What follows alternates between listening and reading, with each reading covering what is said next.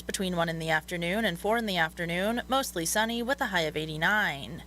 Monday night, a 60% chance of showers and possibly a thunderstorm before 1 in the morning, overcast with a low of 59. I'm Paige Rockhold, KOFO News.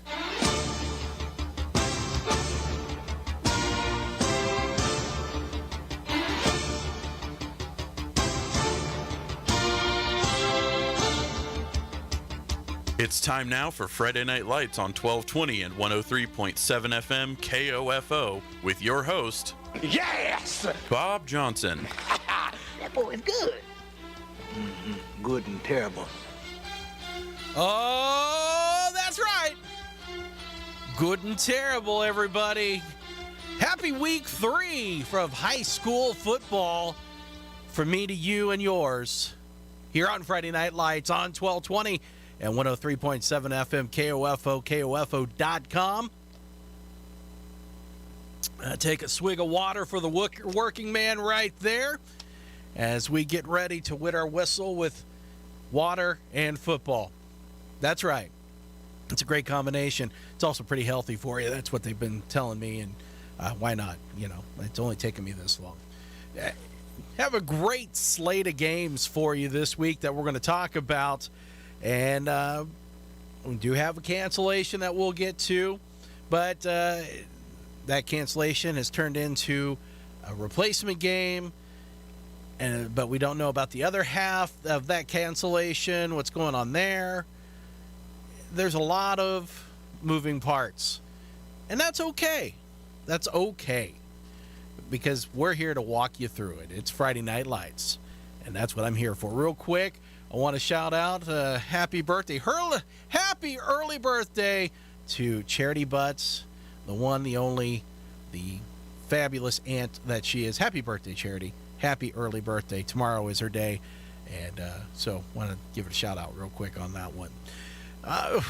Speaking of shout outs, well, there were shutouts last week. Shout outs, it's close. And here on the mothership tonight, we're going to feature Ottawa High, who had a shutout last week.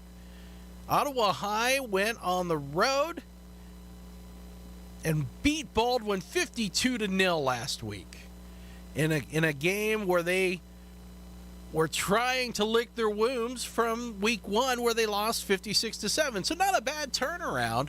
I mean, you're actually plus territory now for points for instead of having more scored against you. That was Ottawa High's first win since September 11th of 2020. So congratulations to the Cyclones on getting that victory against the Baldwin Bulldogs. Spring Hill comes to town, and the Broncos are 2-0. And they have had some impressive victories so far to start this season. If I would have told you that Paola is 1-1 and Lewisburg is 1-1 on the year, would you believe it? Because each of those two teams' losses came from the Spring Hill Broncos. Spring Hill in week 1 destroyed the perennial powerhouse Lewisburg 31-0, and then rolled through Paola like Sherman's march through Georgia and beat them 42-14. The Cyclones, though, have dropped their last 5 games against Spring Hill. They have not beaten the Broncos since 2015. I was just a wee person in my late 30s when that happened. A wee person in my late 30s. And that's okay. Because the Cyclones, you never know. Maybe tonight's the night. Tonight could be the night. You never know. But we'll find out. It's starting at around 6:40 tonight. It'll be pregame. Kickoff is at 7. And those golden, buttery tones of Gary Bateman will bring you the call on 103.7 FM at 1220 AM and KOFO.com. So that's what's happening here on the mothership this week with Ottawa High Cyclone football. Now we head over to the KOFO high school football game of the week. And this one features a pair of teams trying to right the ship after a rough week 2. Week 2, that sophomore slump hit both Central Heights and Northern Heights pretty hard. The Vikings are 1-1 on the season. Northern Heights 0-1. The Vikings failed last week in their conquest of Olpe, as Olpe held them back and did in a fantastic fashion of 53-0. A lot of shutouts last week in high school football in the area. Central Heights opponent this week, obviously, Northern Heights. The Wildcats had their week 1 game postponed due to COVID. That's right, it was closed. And they opened their season last week, and it was a brutal loss to Sedgwick, 57-14.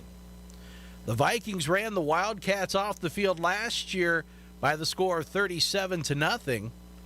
And the last time Northern Heights beat Central Heights, it was 2017, and it was by the score of 38-17. The traveling fan club of Luke Queen has found their way to Allen, Kansas. That band of gypsies that Luke leads is in Allen, Kansas tonight, where the one and only Luke Queen will have pregame starting at around 6:50, and the kickoff follows at 7. That one exclusively online at KOFO.com, so you can hear it everywhere. And I'm looking at you, Guam. Guam, you can pick this one up because it's still going to be daylight, more than likely, there at Guam, at least for more than a couple of hours. So, Guam, you have no excuse to not listen. So a lot of other action to get into for this week with high school football.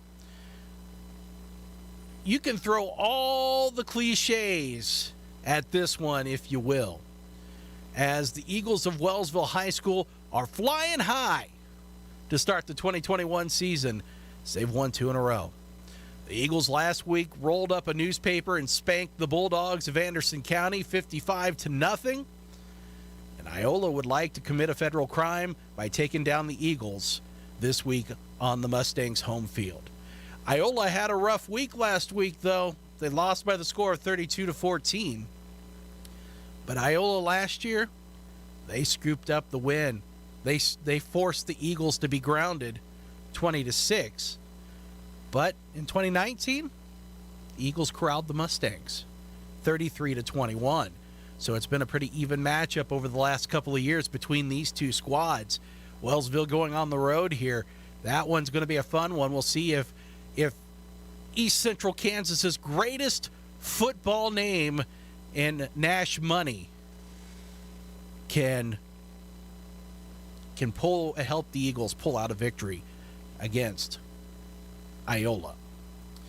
Other local action here in the Franklin County area in a battle between two winless teams trying to get that elusive first win of the season. Council Grove, 0-2. West Franklin, 0-1. Falcons, though, they didn't play last week due to COVID, and that's because the game was closed. Now they're trying to get that awful taste of their Week 1 performance out of their mouth. The Falcons not able to tame the cross-country rivals Central Heights in Week 1. Vikings won 34-14. Council Grove last week was crushed by the Osage City Indians, 51-0. Osage City once again looking to be a powerhouse this year, and Council Grove trying to get on the right side of the ledger here this evening. Council Grove last year, they won a barn burner over West Franklin 12-6, and they've won in total the last 4 meetings between these two teams. So other action going on, and we'll start over in Miami County as the 0-2 Tonganoxie Chieftains. I didn't think I'd be saying that this year. Tonganoxie has had some good teams the last few years. They are 0-2. They're going to take on the 1-1 Paola Panthers as Paola looks to get over 500 this evening. So tonight was also supposed to be Lewisburg and Baldwin. Lewisburg 1-1, the Bulldogs 0-2. But alas, that game has been Closed. And now Lewisburg is going to take on Rock Creek this evening in Lewisburg. So Rock Creek 0-2 on the year because their game with Marysville was Closed. So they got together, put a plan in place, and they made beautiful music of football to come together tonight in Lewisburg. So Lewisburg, Rock Creek to replace the Lewisburg-Baldwin game that was supposed to be tonight. Burlington, this game is going to be tomorrow. Burlington last week COVIDed out. They had their makeup game earlier on Tuesday against Santa Fe Trail. Now they'll play tomorrow against Osawatomie. Burlington 1-1, and Osawatomie, the Trojans, 0-2 on the year. And then in Garnett, a couple of winless teams will get together. And as far as I know, the rules of high school football would not allow this one to be a tie, as Santa Fe Trail at 0-2 against Anderson County at 0-2. That one will get underway at 7 o'clock. One of those teams has to come away with a win tonight. Just has to. It could take all night, but one of them will come away with a win. 2-0 Olpe takes on 1-1 Linden over in Osage County. And Mission Valley, winless on the season, takes on the perfect Osage City Indians, who are 2-0. And then a battle between Osage and Anderson County as the 1-1 Crest Lancers on the road to take on Meridazine Valley, who are also 1-1 on the season. And finally, to wrap up local action, 2-0 Waverly takes on 1-1 Lebo. All these scores will be listed on the KOFO scores page at KOFO.com. You click on the little sports link up in the hot links, around the hot links area. It's up near the top. And as those finals come in, we will get those posted on the website so you can see what happened in all the areas action of high school football. You'll also get a wrap-up of scores tomorrow morning on KOFO News, KOFO Sports. And you know what? If you are at one of these games that we have just mentioned, give us a call and give us the final score, 785-242-1220. When that game wraps up, give us a call, give us the final, and so we can make sure that we have all the correct information. But otherwise, we'll keep you posted as the night goes on with all the area action. We'll take our break right here. When we come back, we're going to talk with Gary Bateman and Luke Queen about their games this evening, and we'll get you closer and closer to the pregame shows of both. But right now, it's a break, and you're listening to Friday Night Lights on 1220 and 103.7 FM KOFO and KOFO.com. Asthma symptoms can attack anywhere, like on a city street. Now you can get fast relief anywhere with new improved Primatene Mist, the only FDA-approved asthma inhaler available over the counter. So whether you need relief on symptoms at the park or at your kitchen table, Primatene Mist starts working quickly, opening up your airways to restore free breathing. For temporary relief of mild symptoms of intermittent asthma, use Primatene Mist and breathe easy again. Available at CVS, Rite Aid, and Walgreens. Use as directed. Spooky or seasonal, fall is the reason for it all. And Lowe's has it all at a price that's never scary. Like Halloween and harvest decor as low as $3.98. And select 3-quart mums, $5.98 to $8.98. This season, let's all fall together with Lowe's. Home to any budget. Home to any possibility. Mums available in-store only. Pricing excludes Alaska and Hawaii. Actual plant size and selection varies by location. Valid 9/16 to 9/22. While supplies last. U.S. only. Have you wanted to speak a new language but thought it'd be too difficult or take too much time? Then try Babbel. In just 15 minutes a day, Babbel teaches you conversations that you will actually use. With 14 languages and lesson topics like travel, business, relationships, and more, you'll learn what matters most to you. Babbel. Language for life.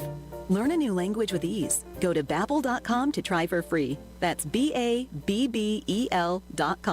I love being able to share with our family who's listening how much we all love State Farm Insurance. With surprisingly great rates, State Farm has saved us money with our car and home insurance. I mean, you're my wife. You know how much I love a great deal, so of course I'm going to love the great rates and great service at State Farm. It's good for my wallet and for my family. State Farm meets my needs, plus I get to control how and what I want for my budget. And I do it all from their award-winning mobile app. Surprisingly great rates. Like a good neighbor, State Farm is there.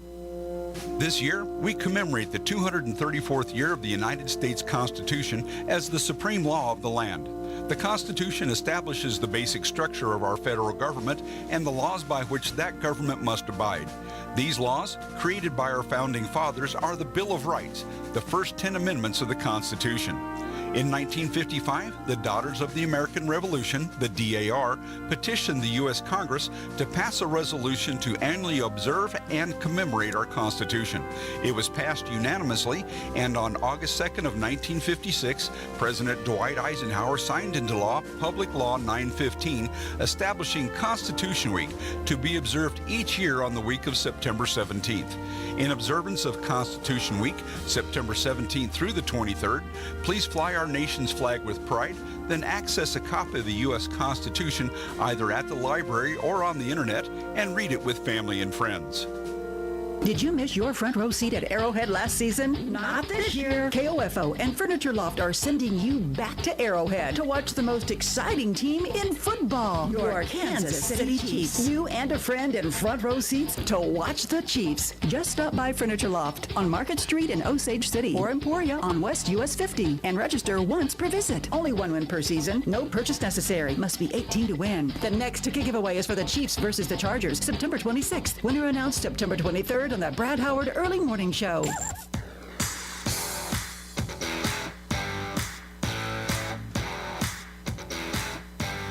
Friday Night Lights on the mothership. 103.7 FM, 1220 AM, KOFO.com. We all over the place. We're live and in living color. And it's time now. It's time now to discuss some of the games that we're going to have for you here tonight. And I mentioned the golden, buttery, smooth tones of Gary Bateman, the voice of a generation. He's going to even be putting out a record. Gary's going to do some covers, and he's going to be singing. But right now, we're going to be talking about Ottawa High School football. Gary Bateman, thanks for joining us tonight on Friday Night Lights. Thanks for having me again, Bob. Appreciate it.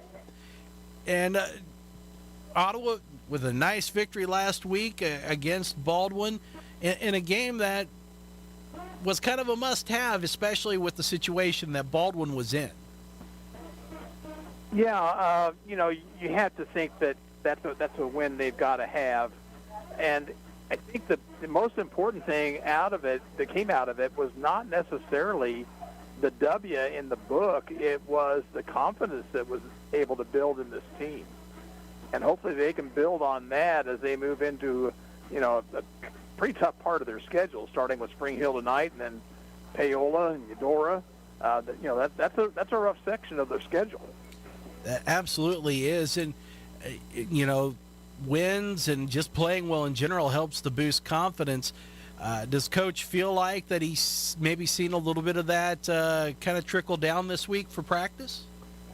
Well, I think so. He kind of mentioned it, the fact that the practices have been good this week, and, that's the type of thing you want to see. You want to see them build on success because, let's face it, Rome wasn't built in a day. This is going to take a while, but every week that the Cyclones play well is just one step closer to being where they really want to be as a football team. And you already mentioned their competition tonight, the Spring Hill Broncos, and really an impressive start to the season with the two wins that they've picked up, Lewisburg and Paola, and doing so in pretty comfortable fashion in both of those games. What is it with the Spring Hill team this year? What maybe that's different from years past? Well, I don't know for sure. I mean, they've got good numbers out, certainly, and that always helps. And, they're a 5A school nowadays, and as we've noticed over time, when the team gets to that point, you start seeing a difference in how they handle the Frontier League. DeSoto, of course, the most recent example of that. And, I don't know anything certainly about something like this, but you'd have to wonder, how many more years the Broncos might stay in the Frontier League, because they're continuing to grow. The city keeps building out toward them. And but for the time being, they are on the Cyclone schedule, and Ottawa High has to deal with them. What does Ottawa High need to do here tonight to not just compete, but to possibly come away with a win? I think they're going to have to play good defense. I think that's a must. Even though they were able to shut out Baldwin last week, there were times when the defense struggled a little bit, especially against the pass. And so I think that's going to be important. Tackling is going to be an important facet, as it always is. And then, just making sure that you're able to guard your perimeter, because, the Cyclones have some fast people, but Spring Hill has some fast people as well. And if you allow the Broncos to get outside the tackles, then you run into a different, set of circumstances as far as they're concerned. And Ottawa High, to me, this feels like, Gary, that it's going to be mighty important for this Ottawa High Cyclone offense, not only to not turn the ball over, but to have some sustained drives and keep that ball out of the Broncos' hands as much as possible. Another thing that was important about last week's game, and I don't think we mentioned it enough, and that's the fact that the offensive line did a nice job, a very fine job of blocking for the running backs. And Zion Wooden proved what he could do when he had the football. Of course, Nolan McCullough had 3 touchdown runs. He does a good job of picking and choosing where he's going to keep on that belly series.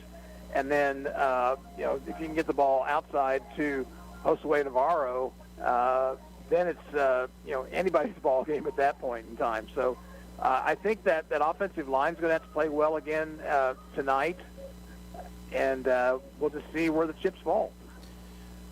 Mr. Gary Bateman will have pregame at 6:40. Anything that everyone listening might want to keep an ear out for during pregame? Oh, I don't know. I think it's always interesting to listen to Coach and what he has to say. He was on an upbeat note, so he thinks that things are headed in the right direction. So yeah, I think tune in at 6:40 and let's find out how he feels about this Cyclone football team. Gary, thank you so much for taking time out, talking with us tonight, kind of giving us a little primer, and have a good call tonight. Sounds good. Thanks, Bob. Appreciate it. That's Gary Bateman at Steve Grogan Stadium. Now we're going to head over to Allen, Kansas, where you can hear the cheering in the background. You can hear the chants of Luke, Luke, Luke, as his traveling band of gypsies have followed him.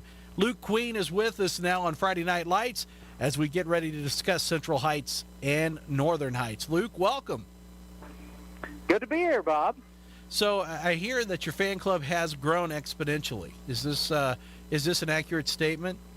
Well, it depends on whose math you're using, but it could be. As we this is my first trip here to Lyon County to call a game, so we'll just see how it goes. I'm using that kind of math that involved like blocks that made adding even more difficult than what it needed to be. So I could be off in my calculations. I completely understand. So the Vikings had a rough week last week and really just not able to get anything going against Olpe.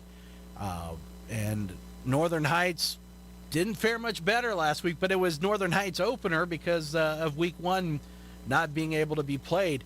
So you've got two teams trying to maybe find themselves this week. Who do you give the advantage to in this one, Luke? Coming in, it's going to be very interesting, as you say. You trying to find their footing here.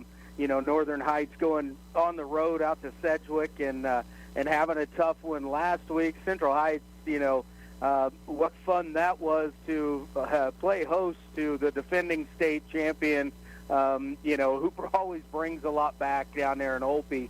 And Central Heights this week is going to have to do it without quarterback Tony Detweiler, who's missing this week. So going to have to do it with a different quarterback in there, somebody to run the offense.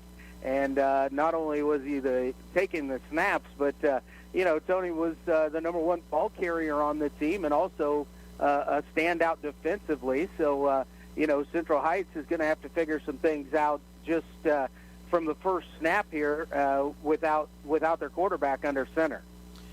With that being said, Northern Heights maybe having a little bit of advantage with that. What do the Wildcats need to do to find themselves with a victory here tonight? I think the main thing they need to do is to just try and keep possession of the football. First downs is going to be key for Northern Heights.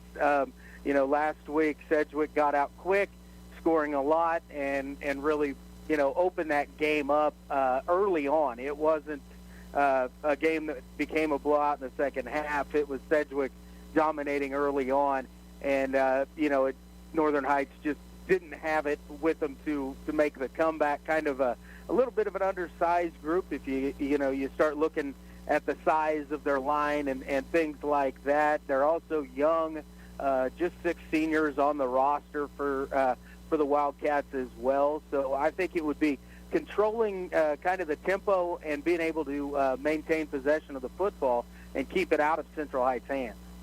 Is this? Do you feel like that really this one's going to maybe come down to Central Heights defense to help bring home the victory here this evening? Absolutely. At Central Heights, a good, big defensive line. And the same young men playing on the offensive line. We'll have to see a little bit there. Could possibly one change. Luke Brown, junior offensive lineman, changed numbers here this week and is wearing number 3. And at least in the initial warm-ups, was out there, throwing the football, quite possibly lining up as a quarterback here. So we'll just have to see on that. But again, the defensive line and the linebackers, that front 7 for Central Heights is really going to be the key for them here this evening. Well, Luke, again, thank you so much for joining us as pregame starts at around 6:50. Kickoff is at 7 on KOFO.com. We'll have a great call. We will talk to you again next week. All right. Sounds great, Bob. That is Luke Queen, and that kind of gives you a primer of tonight's ball games that we'll be broadcasting for you, whether it's on air or on the internet. We'll take our final break. Here you are listening to Friday Night Lights on 103.7 FM, 1220 AM, KOFO, and KOFO.com. Nobody protects you from mayhem like Allstate. I'm a broken traffic light. Stop and go is the name of my game. It's easy. You go, they go. Or was it, they go, you go? And if you have the wrong car insurance, these repair costs could stop you in your tracks. So get Allstate's new low auto rate and be better protected from mayhem, like me. Not available in every state based on coverage and limits selected. Subject to terms, conditions, and availability. In most states, prices vary based on how you buy. Allstate Bar and Casualty Insurance Company and affiliates, Northbrook, Illinois. Spooky or seasonal, fall is the reason for it all. And Lowe's has it all at a price that's never scary. Like Halloween and harvest decor as low as $3.98. And select 3-quart mums $5.98 to $8.98. This season, let's all fall together with Lowe's. Home to any budget. Home to any possibility. Mums available in-store only. Pricing excludes Alaska and Hawaii. Actual plant size and selection varies by location. Valid 9/16 to 9/22. While supplies last. U.S. only. Asthma symptoms can attack anywhere, like on a city street.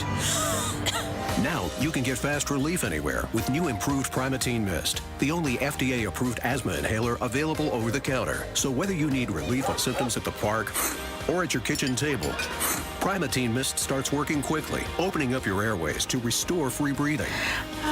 For temporary relief of mild symptoms of intermittent asthma, use Primatene Mist and breathe easy again. Available at CVS, Rite Aid, and Walgreens. Use as directed. Did you know the arrow in Amazon's logo represents A to Z? Maybe the My Computer Career logo should represent unemployed to employed. Ryan was out of work when he started classes in March. In September, he started his IT career, working for Amazon, making more money than he ever thought possible. Here's a prime opportunity. Go to mycomputercareer.edu and take the free career evaluation today. You could start your new life as an IT pro in as little as 4 months. It's not rocket science. It's mycomputercareer.edu.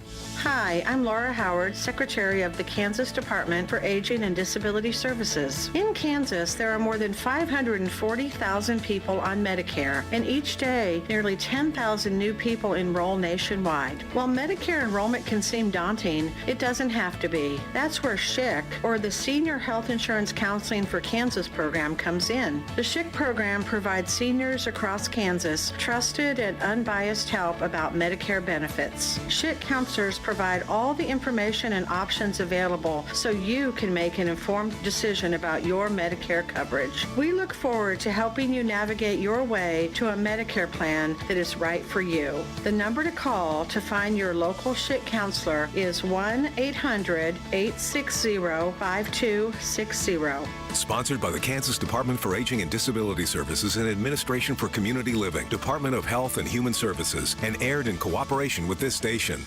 Susan, it's so great to finally be able to get together again. Oh, it sure is. And I really appreciate you picking up the bill. I'm happy to. I've got the extra cash. Since we've all been driving so much more again, I've been using Get Upside, the free gas app that pays you cash back for every gallon of gas you buy. Wait a minute. Are you saying you actually get paid cash when you buy gas with the Get Upside app? Yes, up to 25 cents a gallon. Cash back every time I buy gas. Does that actually add up to anything? Some months I make $200 to $300. Wow, that's serious extra cash. I'm downloading the free Get Upside app now. Download the free Get Upside app now in the App Store or Google Play to save up to 25 cents a gallon when you buy gas. Use promo code GREAT for a 25 cents a gallon bonus on your first tank. That's up to 50 cents a gallon on your next fill-up. You can cash out anytime to PayPal or an e-gift card for Amazon and other brands. Just download the free Get Upside app and use promo code GREAT for a 25 cents a gallon bonus on your first tank. That's code GREAT.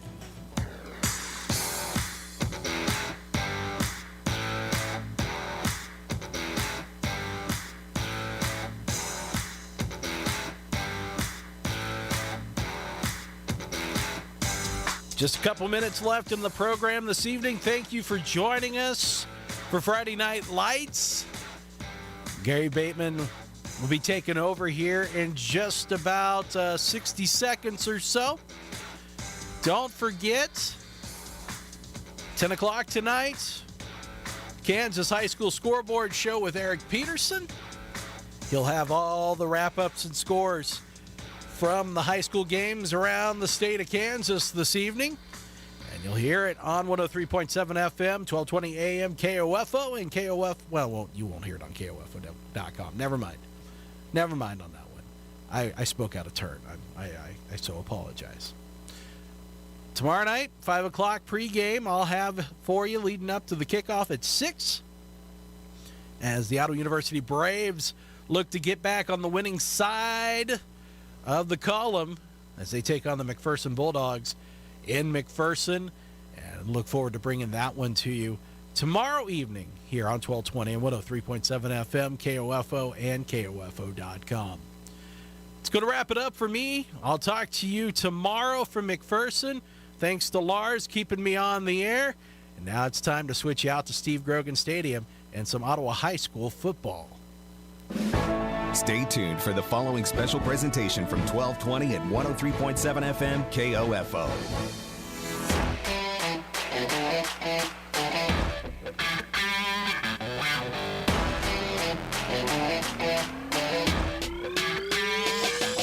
KOFO, your sports source for East Central Kansas, welcomes you to this exclusive broadcast of Ottawa Cyclone football on 103.7 FM, 1220, and online at KOFO.com. Brought to you by Edmund Health Ottawa, CarStar, Kansas State Bank, Quality Structures, and by Sutton's Jewelry, the Ottawa Herald, Dingle & Son Mortuary, and Kramer Pharmacy. Ottawa Cyclone Football on KOFO is also brought to you by Adamson Brothers Heating and Cooling, Ottawa University, Lamb Roberts Price Funeral Home, Arvest Bank, and by State Farm Insurance Agent Keith King, Ottawa High School, Ottawa Chiropractic Clinic, and the City of Ottawa. Now, with your Cyclone Football pregame show, we head to the field and join the voice of the Cyclones, KOFO Sports Director Gary Bateman.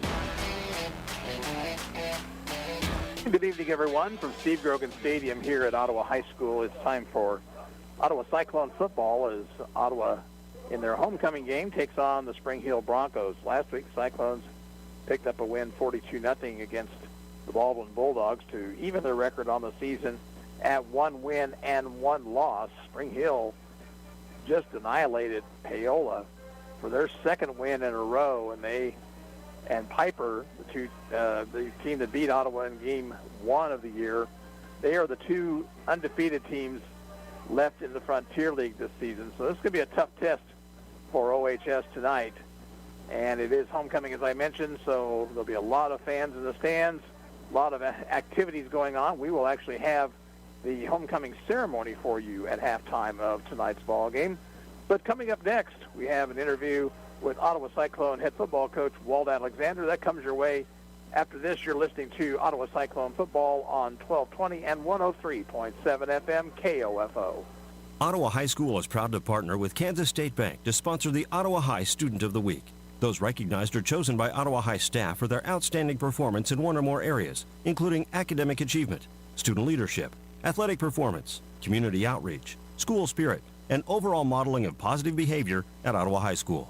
The faculty and staff at Ottawa High are proud to have our community support the students in their chosen activities. Creating tomorrow's problem solvers today. That's Ottawa High School. Go Cyclones! Sophia and Chris Garcia came to Arvest Bank looking to get a home loan. Let's hear what happens. Chris and Sophia, thanks for choosing me as your lender in the Arvest Home for Me app. And now... There's more paperwork to do. Nope, I got the info you sent through the app. And now... We wait to hear from someone at your main office. No, now you're pre-qualified and ready to find your new home. Wow. And I'll be with you every step of the way. That's... helpful. Very helpful. Home loans made easy. Arvest Bank. Ready to help. Equal housing lender.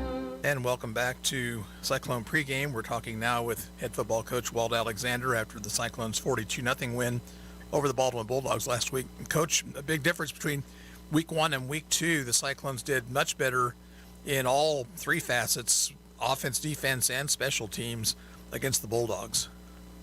Yeah, we certainly did. The kids played extremely hard. They came in and they were hungry this week. And regardless of the opponent, like I told the kids, when you eliminate mistakes and play inspired football, great things will happen for you, and they did those things. So we were pleased for sure. And you got out to a really good start. Fumble recovery by Parker Googe on the very first series for the Bulldogs gave you the very short field. And then after that, the offense kind of kicked it into a pretty good gear. Even though the offensive line struggled a little bit with pass blocking, they opened some really nice holes for the running backs. Yeah, we've really concentrated on getting off the line of scrimmage. And, it's probably my fault more than the kids as far as a couple of the pass protections. It's easy to get to the quarterback when you don't block them, So yeah. we just kind of, we weren't kick-stepping and we weren't doing some of the certain things that we needed to do on pass pro. But we were so focused on getting off the line of scrimmage. That was the main thing. Zion Wooden ran with some authority, and boy, he's a big guy and hard to bring down. Zion, is that you talking about? I couldn't hear you. Yes, that's correct. Mm-hmm. Yeah, he's trying to improve each and every week, and he's got a big body and he's got good speed. And when kind of first met him, he's running just a little too vertical and he wasn't getting downhill. And that's all we've been working on is getting him downhill and trying to get fast as possible. And he's doing a great job. He's getting better every week, so hopefully that continues. Noah McCullough had 3 touchdown runs. He did a good job of picking and choosing his spots, I think, to keep the ball on the belly series. Yeah, he Noah's a pretty intelligent young man, and he does what he's supposed to do in those situations. So he's just getting better all the time, and yeah, he's really calmed down. Game's just getting better for him every week, so I'm really pleased with him. Also impressed with Josué Navarro, the sophomore, had the long touchdown run on the reverse, and then also the kickoff return where all it needed was just a little bit of a hole and he was gone. Yeah, he's got good speed, and I think, actually, I think Noah's probably a faster football player, but on the football field, no, for whatever reason, Navarro can really move. So we really like the way he can get up in the wedge there on his kickoff return, and he brings a little something to our team. It's just nice getting him and Reese at practice because they're both soccer players, so it's tough to kind of split time with those two guys and give them all the reps they need. But yeah, they're valuable, both of them. Him and Reese both do a super job, and then they're two-sport kids playing soccer and football is tough to do. Early it looked like Baldwin was going to have a little bit of success throwing the football, and then all of a sudden the Cyclones it looked like they made some adjustments maybe and started getting in the lanes for the quarterback Harvey. Yeah, we worked on that all week long. As just Tiernan sitting back there playing center field when they try to run those two verts with their big tight end and their big slot. So I think they got us on that a couple times for short gains, but no, all in all, our kids, we made some adjustments defensively from week one, which I think helped us tremendously, just on alignment, basically, in assignments. We were running our, odd front, and we just weren't lining up right, and our outside linebackers, our studs, weren't lining up right, and, we just gave Piper too many easy things just by alignment, and so after watching film and working with the kids, I think just their alignment assignment was so much better this week that it put our kids in a better position to make plays. Let's take a break right here. We'll come back and talk about the Spring Hill Broncos, tonight's opponent. You're listening to Cyclone Pregame on 1220 and 103.7 FM KOFO. This is Walt Dangle of Dangle & Son Mortuary. We appreciate the people of Franklin County. We serve some of the nicest folks you would ever want to meet. Thank you. We appreciate your patronage. This is Dangle & Son setting the standard for funeral service.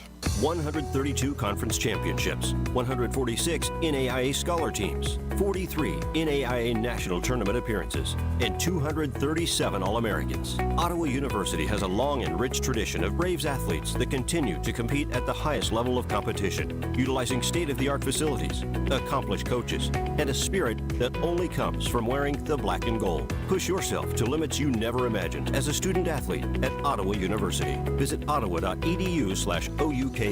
No matter the brand, Adamson Brothers can prepare your AC for the hot summer months ahead. Call them today, 785-242-9273. Adamson Brothers, maintaining your comfort since 1983. And back here on Cyclone Pregame, we're talking with Coach Walt Alexander. Tonight's opponent, the Spring Hill Broncos.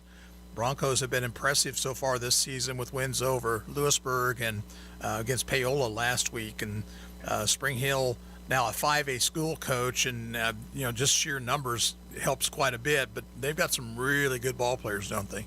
No, they absolutely do. You turn on film and just watch them, and both sides of the ball, they can really play football, and they really get after it. They're very well coached, and we got our hands full for sure. But our kids are is up for the challenge, of playing a really good football team, and I think we're ready for that. We need that. If we're going to continue to improve, we need to see that. So, win, lose, or draw this one, it's all about us improving and playing hard for 4 quarters. That's what we're after. But, yes, they have an excellent football team. Will you basically try to use your same offensive philosophy this week, or maybe need to change things up a little bit?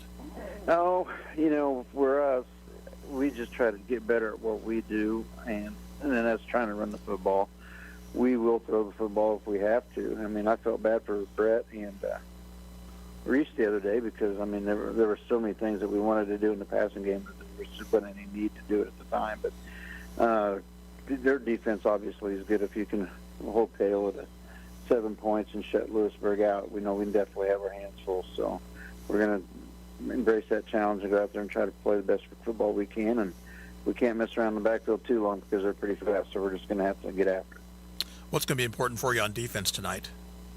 Well, I think just make sure that we align. And our defense practice this week has looked really good, running to the football. They're really playing inspired.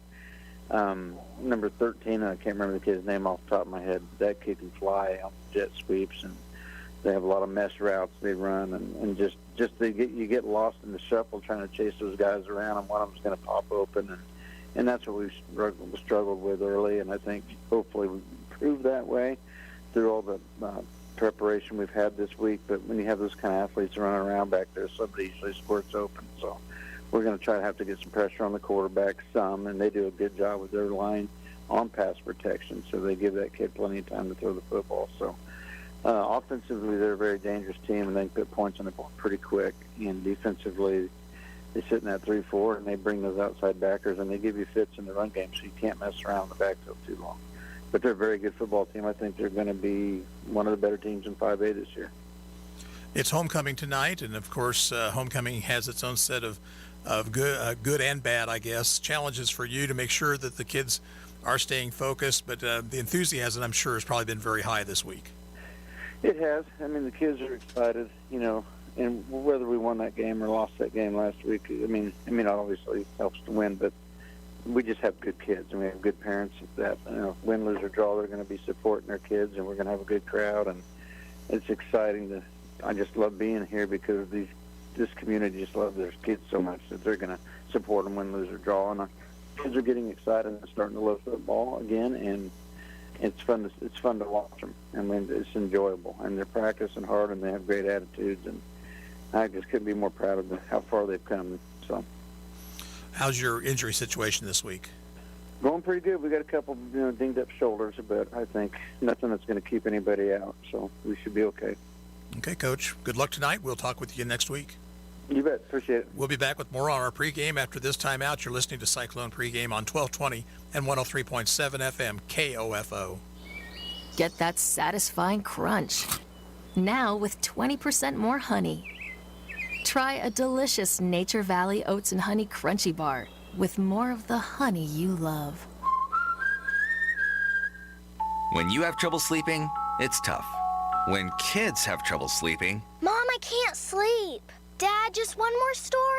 for nights like this, try Vicks Pure Z's Kids. Our great tasting gummies are specially formulated for kids with a unique blend of botanicals and a low dose of melatonin to support their natural sleep cycle. Best of all, they're drug-free and non-habit forming. Help your child fall asleep naturally with Pure Z's Kids Gummies. Consult with a doctor before use. For ages 4 and up. Have you received an email, call, or text about winning a sweepstakes you didn't enter? Don't fall victim to the latest scams. Hi, this is Shelby from Kansas State Bank, encouraging you to protect yourself against these unsolicited attempts to take your money. Contact your financial institution immediately to protect your account if you feel you've been targeted. A reminder from Kansas State Bank, member FDIC. And back here at Steve Grogan Stadium, we get set for the coin toss for tonight's action. Quad captains for both teams meeting at the 50-yard line. Again, Spring Hill 2-0 on the season, Ottawa 1-1. Our KOFO game of the week tonight on KOFO.com is Central Heights at Northern Heights. Luke Queen is bringing you the action of that ball game this evening. Both of those teams, Central Heights is 1-1, Northern Heights is 0-1. Spring Hill has won the toss. They have elected to defer to the second half, so the Cyclones will get the football first, moving right to left as we see it here at the stadium. Don't forget the high school football scoreboard show tonight, 10 o'clock with your host Eric Peterson. And then tomorrow evening it's Ottawa University football. The Braves traveling to McPherson to take on the Bulldogs. It's a 6 o'clock kick. It's a 5 o'clock pregame with Bob Johnson right here on 1220 and 103.7 FM KOFO. It'll be interesting to see how the Cyclones utilize the success that they had last week against Baldwin here tonight. You want to make sure that you continue to move things forward positively against a very good football team.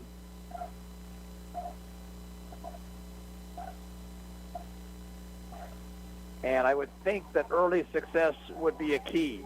If Ottawa can get on the board early, they can stop Spring Hill, kind of make the Broncos think about it a little bit.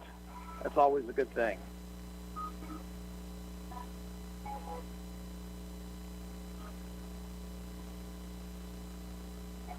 Clock continues to wind down here. We got the coin toss done far too early for a 7 o'clock start.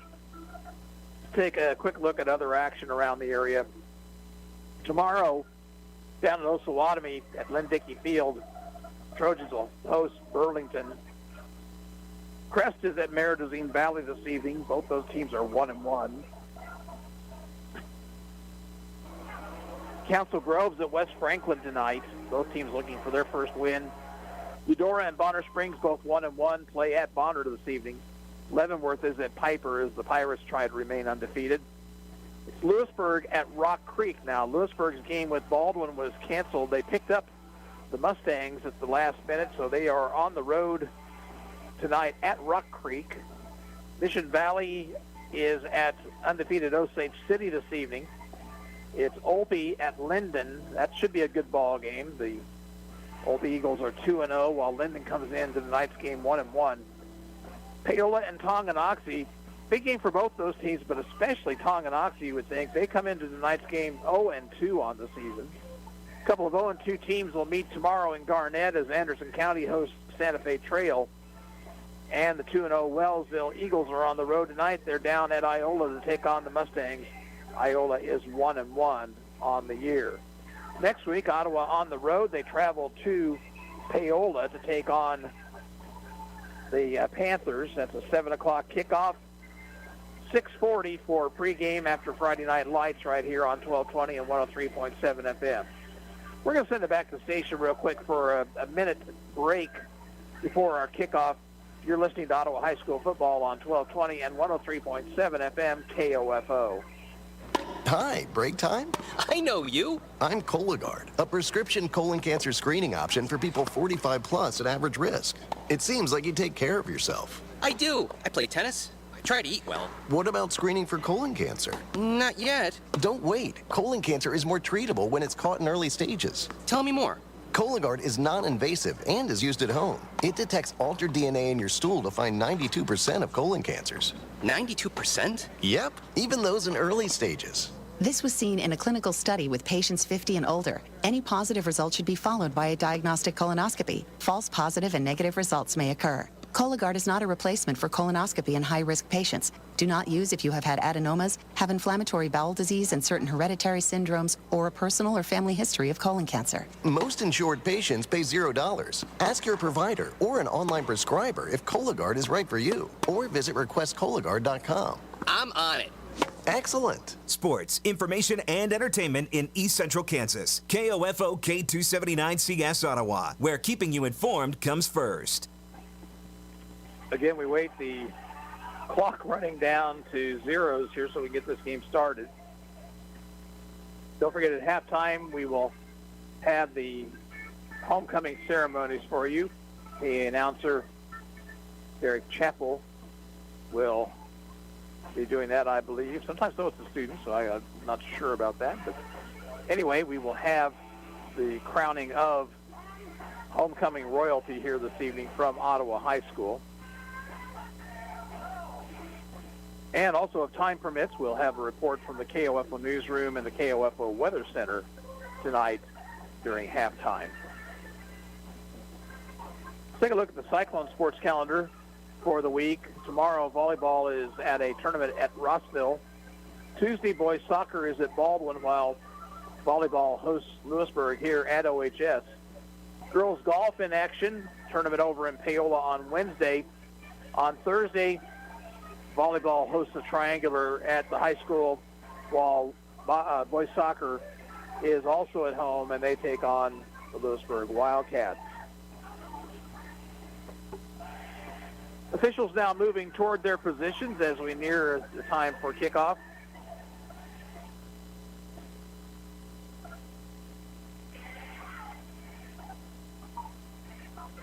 Spring Hill coached for a long time now by Jason Feeback, and he is building this program into a very nice football team. Unfortunately for the Broncos, it kind of ended up coinciding their growth. And as I mentioned in the earlier remarks, Spring Hill now a 5A school, has been for a couple of years now. And so now, it's one thing to be successful in the Frontier League. It's another thing to be successful against the 5A competition in the state. So it's kind of interesting to see how, or will be interesting to see how Spring Hill fares in the sports throughout the course of the year. Teeing things up for the Broncos will be Zach Knowlton. Back deep for Ottawa is Josue Navarro, standing at his own 5-yard line. Hope you enjoy the football action. We are set to play football as the last 7 seconds runs off on that clock. They will reset at the 12 minutes.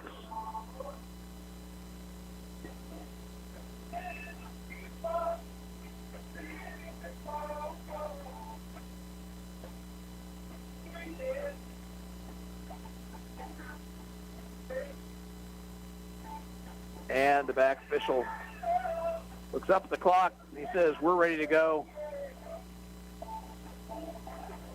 And Knowlton approaches the ball. Short kick. Navarro will have to field on the run at the 16, across the 20, 25, and out to about the 27 before he's taken down.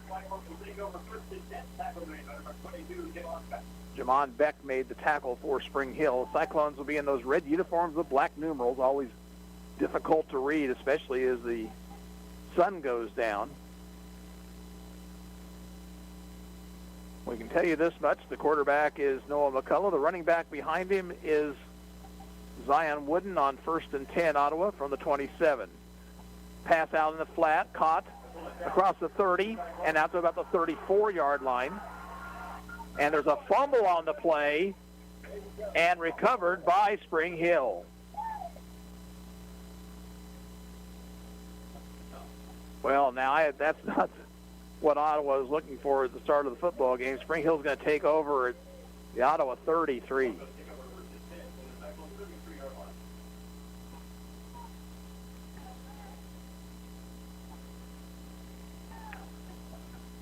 The Bronco quarterback is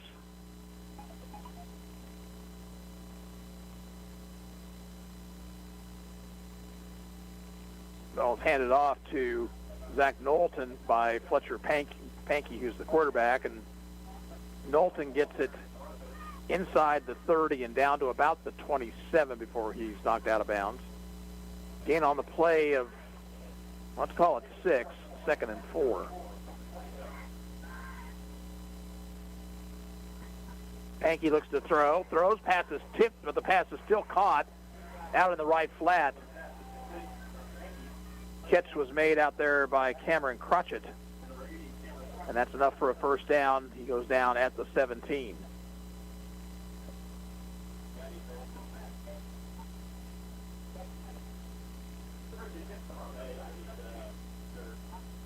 Play being called from the bench.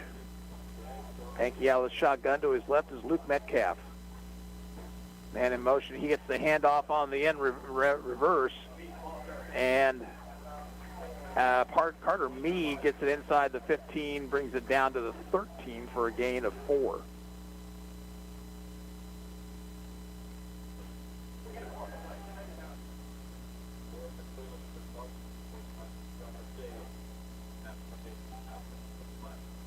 Two receivers right, 2 receivers left.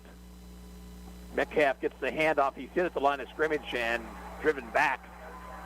He got it back to the line, and that's about it.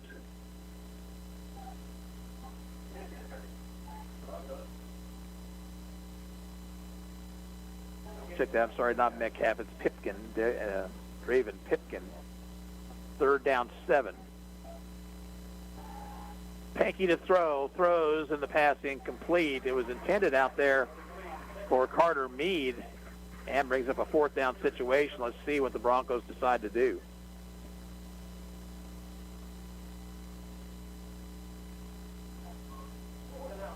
They will go for it on 4th down, 7. They need to get the ball to about the 7-yard line. And penalty flag down. Looks like Ottawa might have jumped across the line.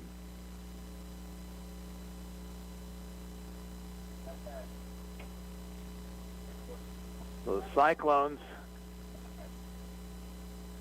they'll be crossing the neutral zone. So now instead of 4th and 7, it's 4th and a short 2.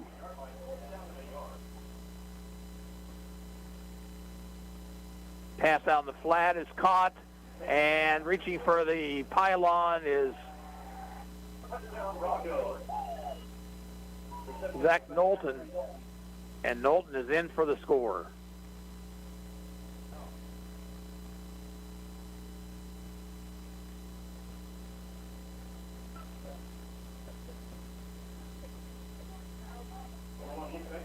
Knowlton will now try the extra point. Metcalf to hold. And the kick is up, and it is good. Timeout on the field with 10:16 to play in the first period. The score, Spring Hill 7 and Ottawa nothing. We'll be back with the kickoff in 30 seconds. You're listening to Ottawa High School football on KOFO. Turn care into career with Advent Health Ottawa. Clinical, non-clinical, and professional roles are waiting for the right people, and you could be one of them while earning a minimum starting pay of $14.50 per hour. Log on to careers.adventhealth.com/Ottawa today. At Advent Health Ottawa, nothing is more important than you. Do you know if your AC is ready to beat the heat this summer? You can find out by calling Adamson Brothers today at 785-242-9273. Adamson Brothers, maintaining your comfort since 1983. Spring Hill goes 33 yards after the fumble recovery.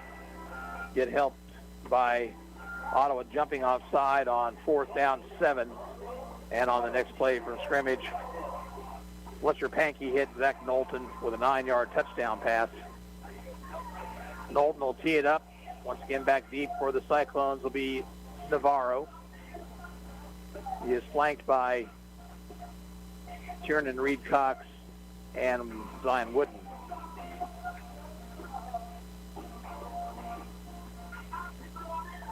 This time deep kick goes to the far side, and it's going to go on into the end zone. There's a flag down. Looks like Spring Hill was offside there.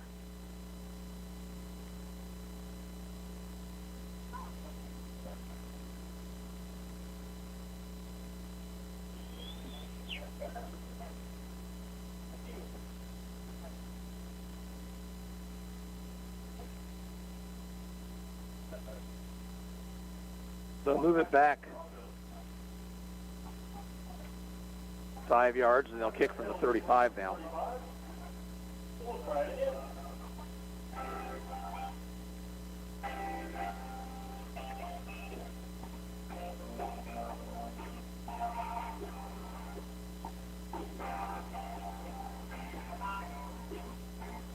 This time, Navarro standing at his own 11. High end over end kick pushes Navarro back to the 3. Navarro 10, hit at the 15, fights his way forward across the 20 and out to the 22.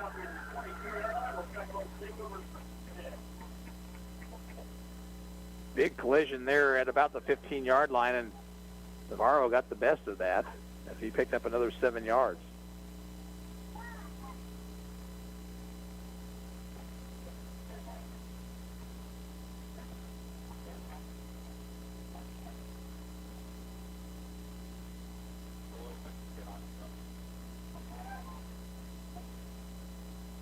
.09 to play here in the first period. Late substitution for Spring Hill. Somebody had to come off the field. The wind is against the Cyclones just a little bit here in the first period.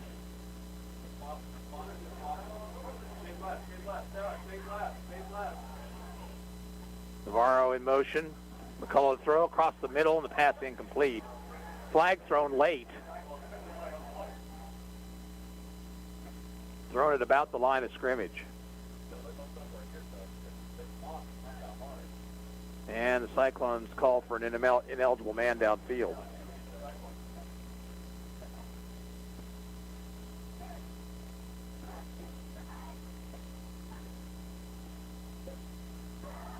So it'll be 1st and 15 back at the 17.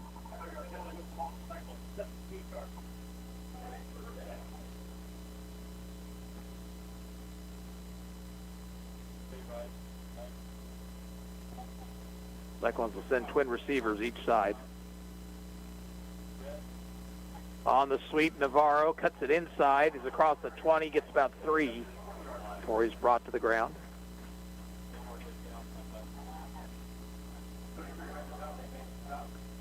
Second down, let's call it 11. Pick up a 4.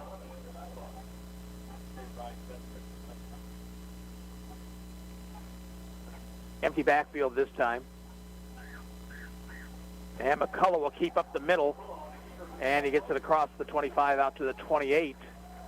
That'll be a gain of 7, and it'll bring up a manageable 3rd down and 5. That time the Cyclones faked the wingback reverse. And McCullough kept it himself. Navarro into the backfield. Now McCullough calls his own number again, and he's close to first down yardage at the 33. And he got the needed first yardage, and the Cyclones will move the chains. Iola's jumped out on top of Wellsville 6-0 in the first period. Handoff, Zion Wooden looking for some running room. Not much there. Maybe got a yard out to the 34, maybe the 35.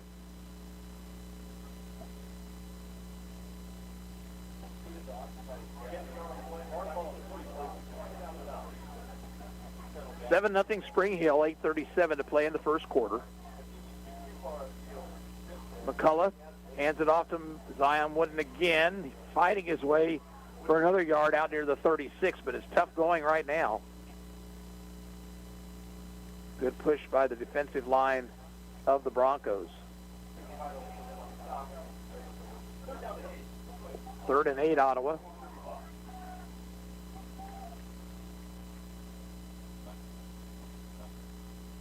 Option left. McCullough keeps, and he's hit behind the line and dropped for a 2-yard loss.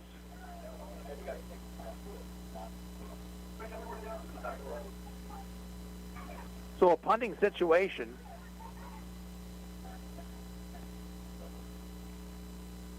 Reese Fogel will drop back in punt formation for Ottawa. Knowlton is the deep back. Kick is a wobbly kick that's going to bounce at the Spring Hill 45 and roll sideways and be down at the 45-yard line. Just a 21-yard kick, no return. Spring Hill takes over with 7:30 to play in the first quarter, leading 7-0. Pipers jumped out on top of Leavenworth. The Pirates lead 8-0.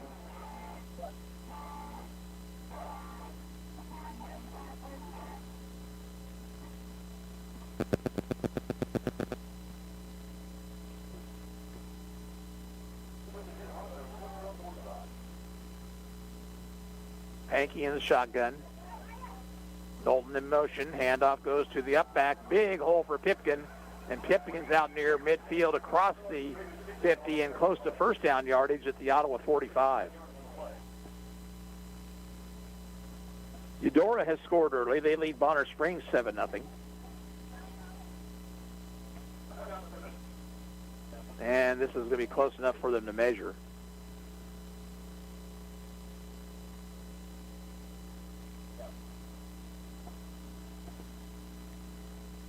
Spring Hill scored on its opening possession after forcing an Ottawa fumble. 9-yard pass from Pankey to Knowlton for the score, and Knowlton tacked on the extra point. It will be enough for a first down by half the length of a football.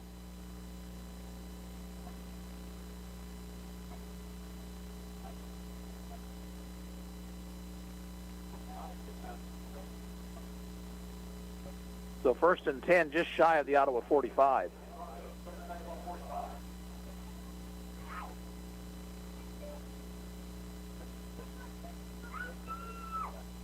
Ottawa showing blitz. Now they back off of it. Keeping is Pankey, has an opening, 40, and slides to the 37.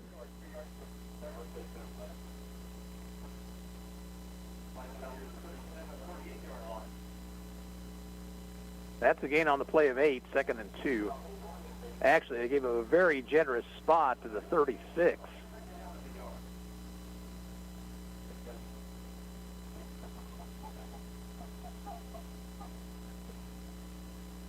Pankey looks to throw. Has time across the middle, has a man open. It's Meade. Meade makes the catch and is brought down immediately at the Cyclone 21.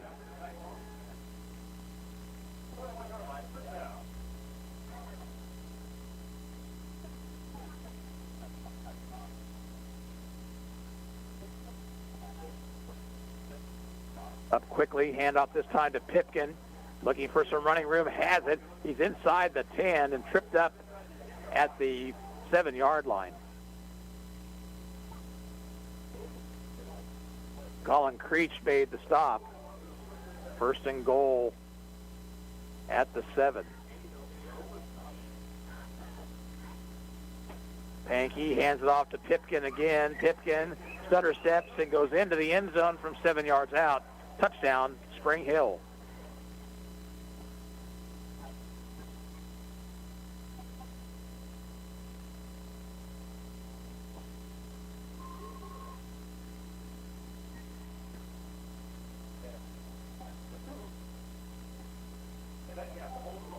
Golden will try the extra point.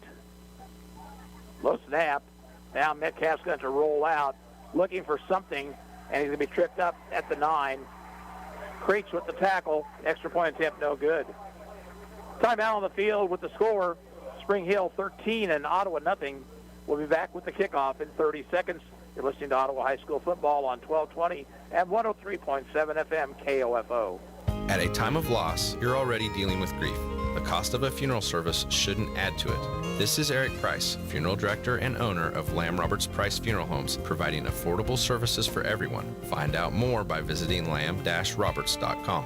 If you're seeking a more active role in managing your diabetes or other foot-related issues, Kramer Pharmacy is here to help. This is pharmacist Laura Hibberts inviting you to put your best foot forward with Dr. Comfort shoes at Kramer Pharmacy, 134 South Main. Open Monday through Friday, 9 a.m. to 6 p.m. or 9 to 2 on Saturday.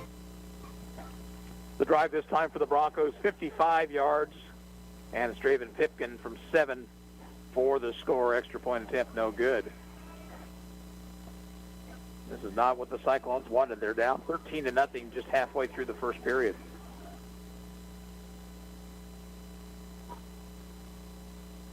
KOFO game of the week, Central Heights and Northern Heights tonight. Luke Queen is bringing you the call on that one on KOFO.com.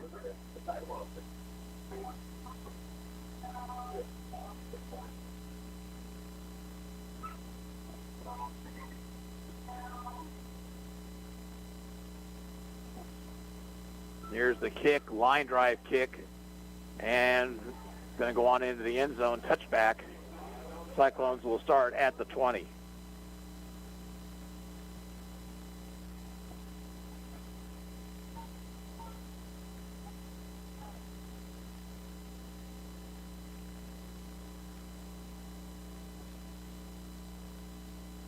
Rock Creek has scored early on Lewisburg. They lead the Wildcats 7-0.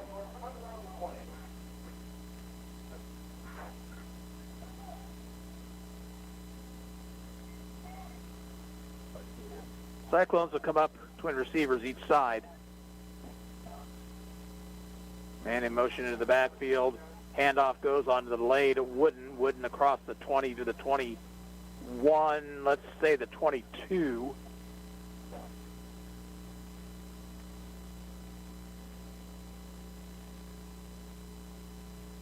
For a gain of 2, 2nd and 8.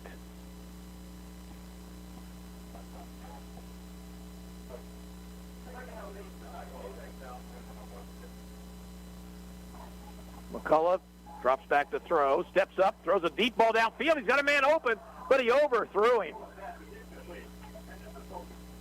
Reese Fogel had a step on the defender. He says that he was held.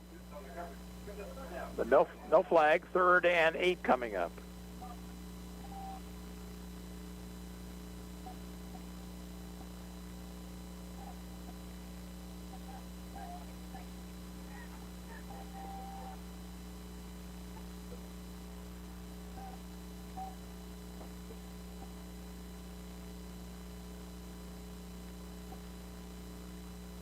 On the reverse, Navarro hit at the line of scrimmage, fights forward for a couple out near the 24. Initial stop made by Knowlton. And a punting situation for Ottawa High.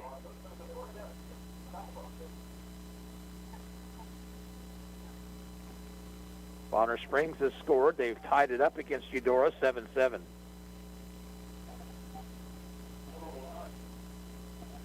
And a whistle. False start against Ottawa before the snap.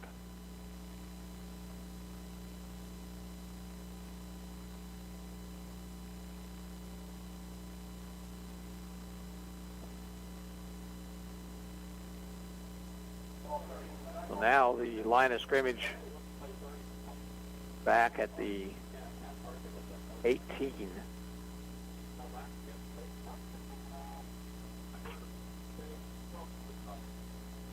Rocco Russo back deep along with Knowlton.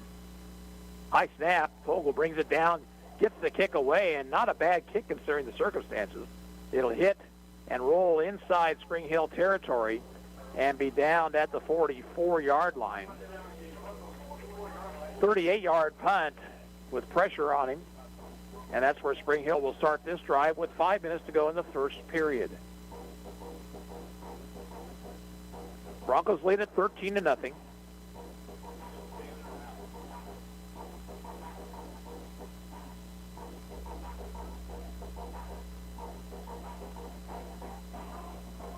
Wellsville has tied up Iola 6-6 now in the first. Paola has taken a 3-0 lead on Tonganoxie.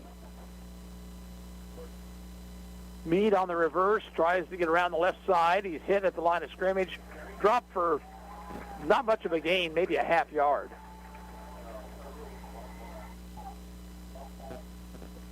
Council Grove has taken an early lead on West Franklin. Braves lead the Falcons 8-0.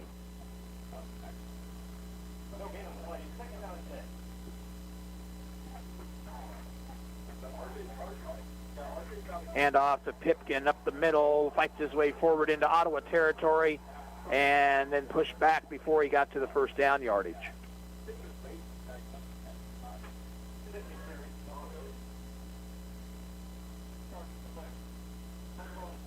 Nine-yard pickup, 3rd down and 1.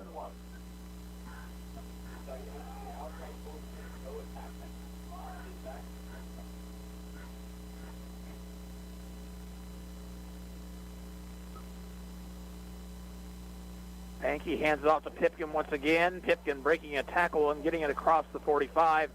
Has the first down at the 43.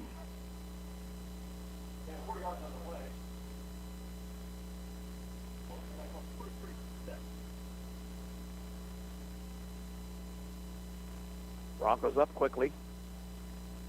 Rolling out is Pankey, wanting to throw. He's got Meade. Pass is going to be intercepted.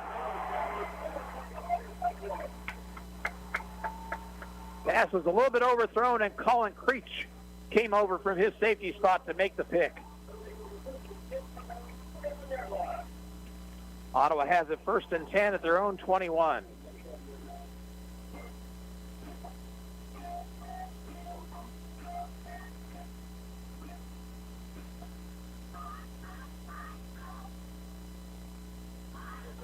So let's see if the Cyclone offense can get untracked here.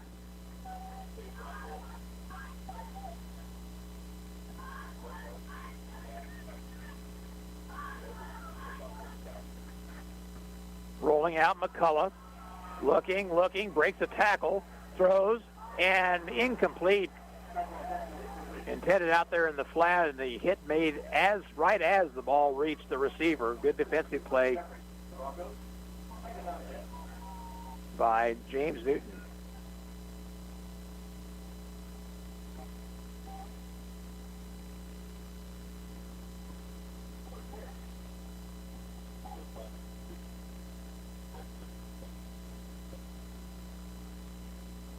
Pass out in the flat, caught.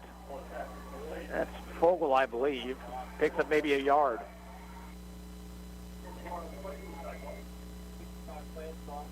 Third down long, 3rd and 9.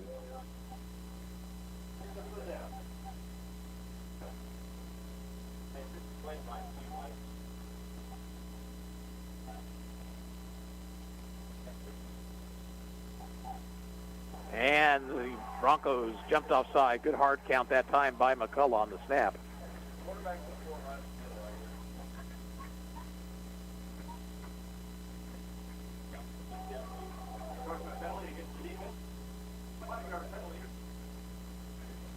So now 3rd and 3.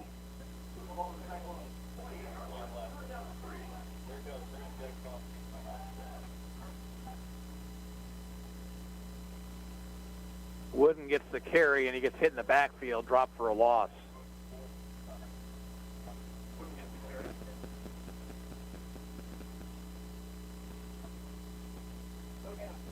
Keanu Tiafau made the tackle, and the Cyclones will have to punt it once again.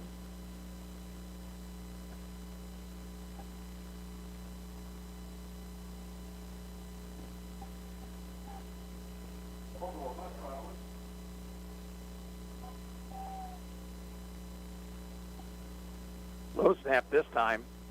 Vogel gets it away, and the catch made at the 45, down the sidelines and out of bounds at the Cyclone 32 goes Daniel Mitchell. There's a penalty flag thrown near the original line of scrimmage.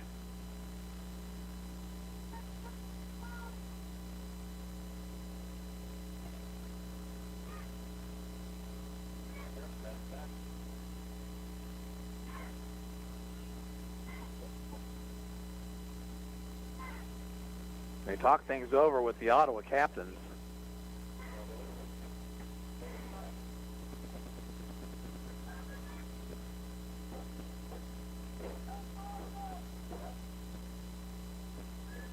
The call is going to be a legal procedure against the Cyclones and a block in the back on Spring Hill.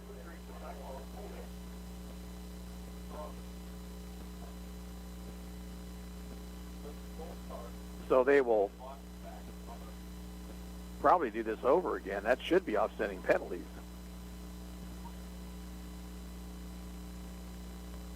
Even though the block in the back occurred after the change of possession.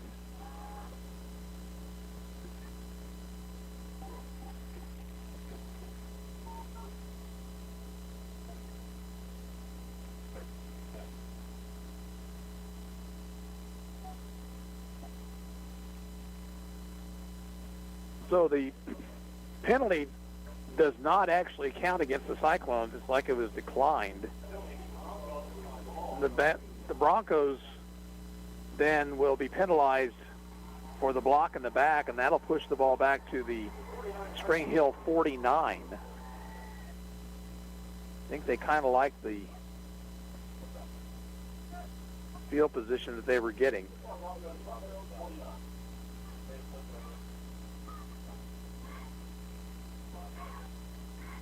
.207 to play in the first. Spring Hill is on top 13-0.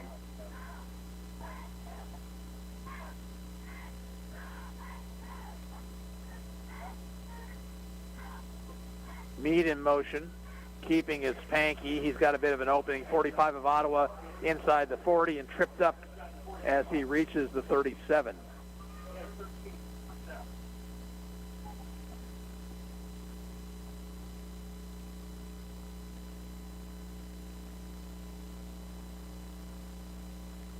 This time it's Pipkin off the left guard.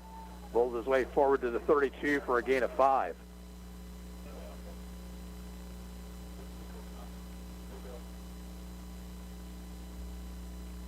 Pipkin, 6'2", 205, just a junior.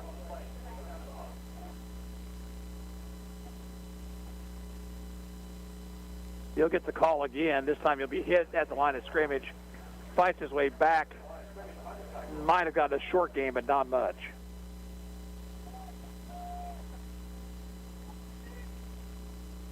Third and 5 upcoming for the Broncos.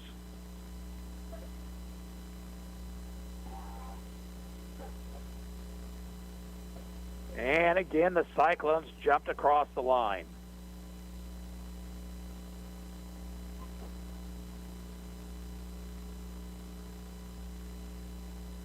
Offsides will give Spring Hill a first down at the 26.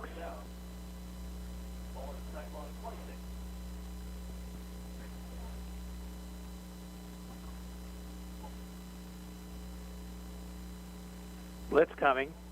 Handoff goes to Knowlton. Knowlton to the 20, 15, cuts it inside to the 5 and down at the 4.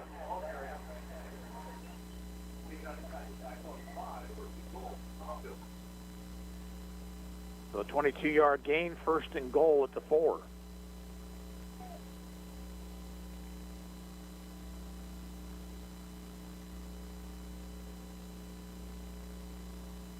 Flag thrown.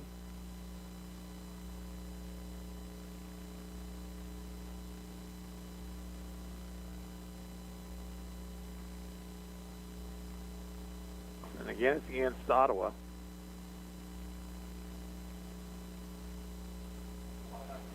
Cyclones lined up offside.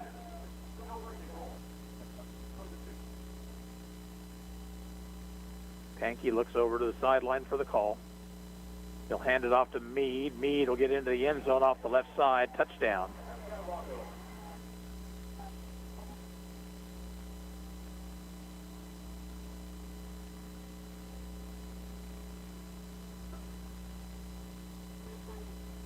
That makes it 19-0.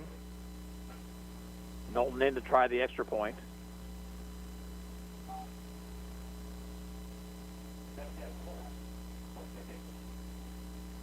Good snap this time. That kick is good. Timeout on the field with 30 seconds to play in the first period. It's Spring Hill 20 and Ottawa nothing. Back with the kickoff in 30 seconds. This is Cyclone Football on KOFO. Taco Bell presents a breakfast bedtime story. Go to sleep, my friend, close your eyes and dream. Stop watching this guy play video games on stream. And you over there binging that show, if you go to sleep, you can wake up to a toasted breakfast burrito. Taco Bell has breakfast, and this is your warning. You can't try it if you sleep in tomorrow morning. I know bedtime's lame, but just think, when you awaken, you'll get a Taco Bell toasted breakfast burrito with cheese, eggs, and bacon. At participating Taco Bell locations near you during breakfast hours only. 51-yard drive by the Broncos this time. Final two on a plunge off the left side by Carter Meade.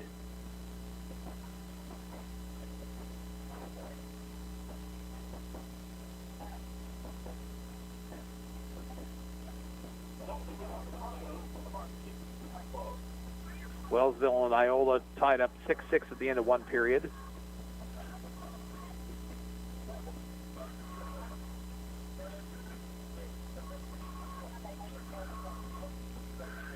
Knowlton ready to kick it off.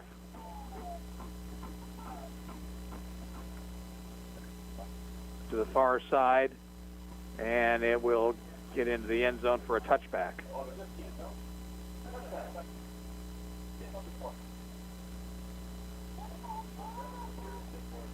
Eudora leads Bonner Springs now 14-7. That game at Bonner this evening.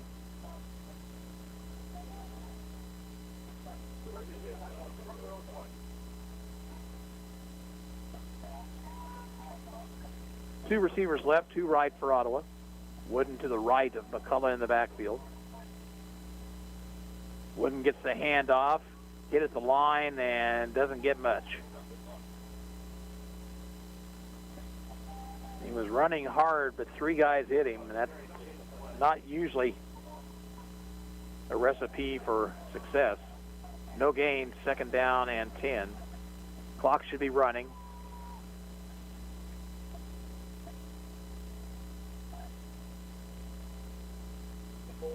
Pass out in the flat is caught and out to about the 25. And let's see who that was. That was Navarro, I believe. Yeah, that was Josue Navarro. And that should be the last play of the first period.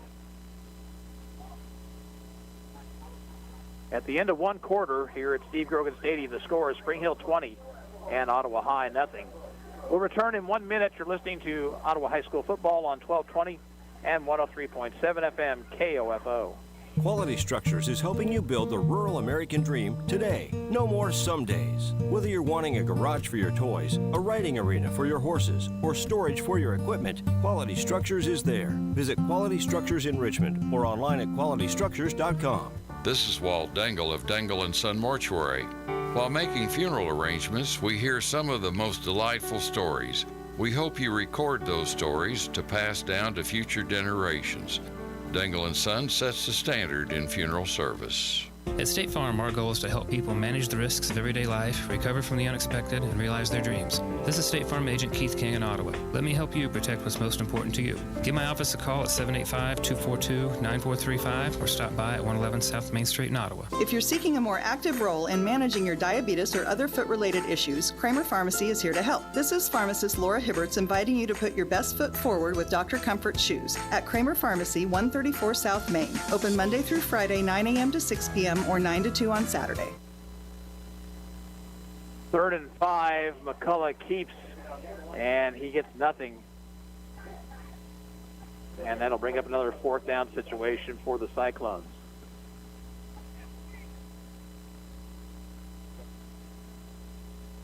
Vogel in to punt.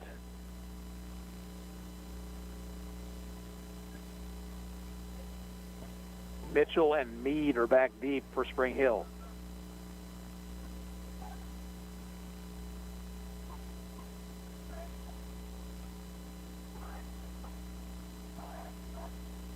Rush is on, kick is blocked, and it's picked up at the 5-yard line by Noah Anderton.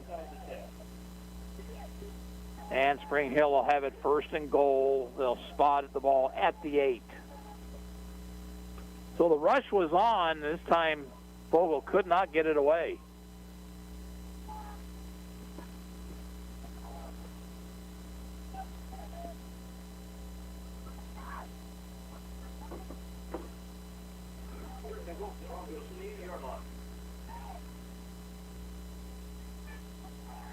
Pankey is the quarterback, Pipkin behind him.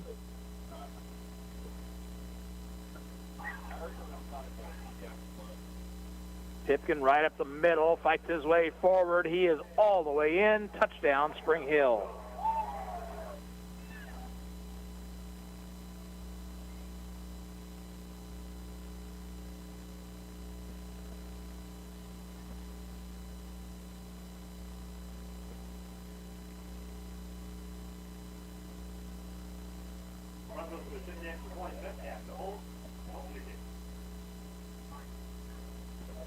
Knowlton's extra point attempt on the way and good. Timeout on the field, 11:40 to play in the half. Spring Hill now leads 27-0, and we'll have the kickoff for you in 30 seconds.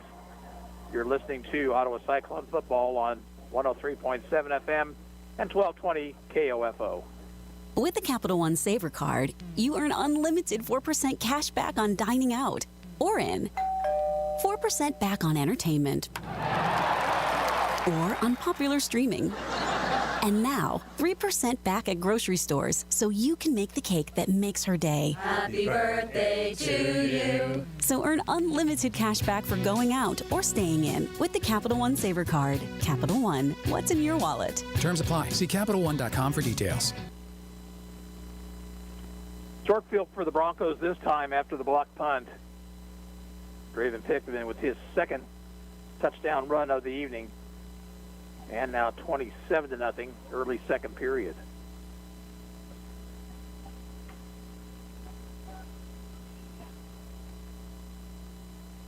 Navarro standing all the way back at his own goal line now. The wind that favored Spring Hill in the first quarter has died down to nothing here in the second. High end over in kick. Navarro's going to field at the 11, drop it, and let the fall on it at the 17.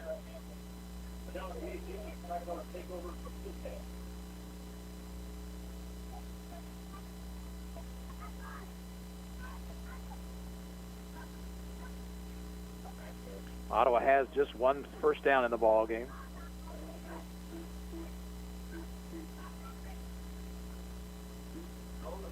Spring Hill has controlled the line of scrimmage on both sides.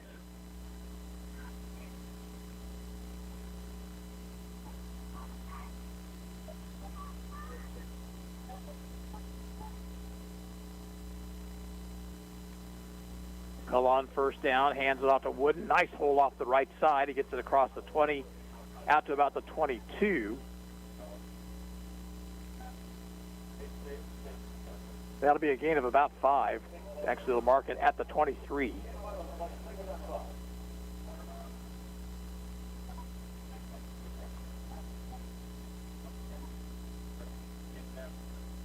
Bad snap. McCullough's got to improvise now.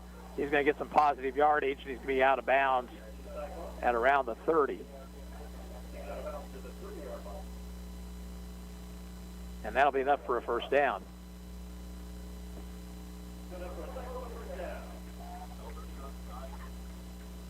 Let's see, that's Wyatt Sink actually in the backfield now for Ottawa High.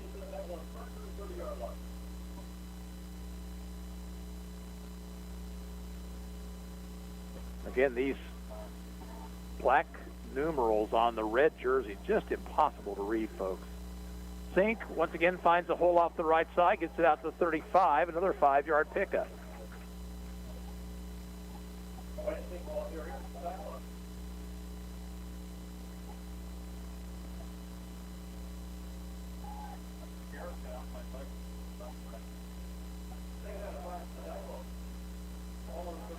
Ottawa will send Twins right, single man left. Check that Twins left as well. Sink up the middle, couple of yards, still fighting his way forward, but pushed back after getting it to the 37.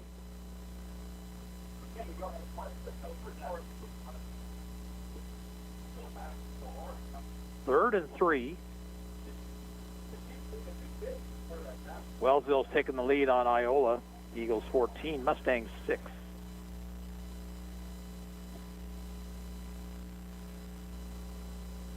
Let's call it 3rd and 4 for Ottawa at the 37.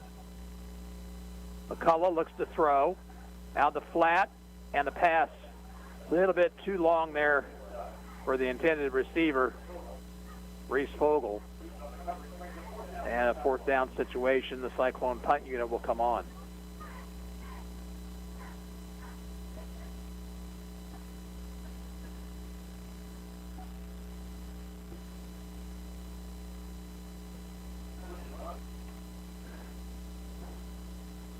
This time Wooden is the punter.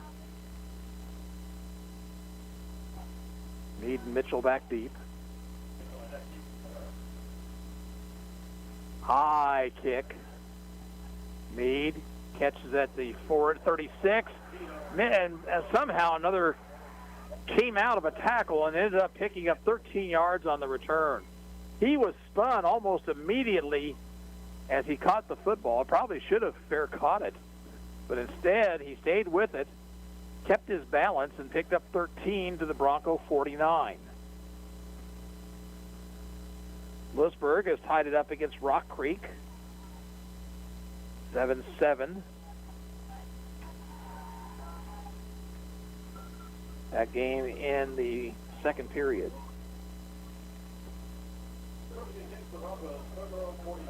And just like that, Rock Creek answers back and has retaken the lead, 14-7.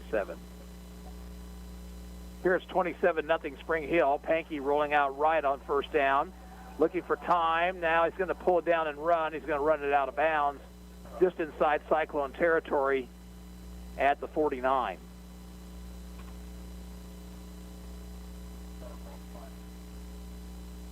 The end of one, Paola leading Tonganoxie 3-0. That game at Tongi tonight.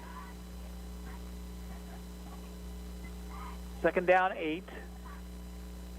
Handoff, Pipkin has a hole up the middle. He's to the 40, 35, 30, and down to the 28.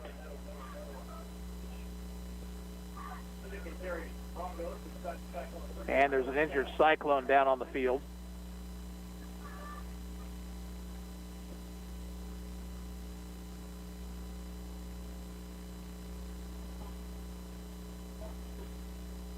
So the Cyclone training staff out and coaches out to have a look at the injured player laying on the ground at the 35.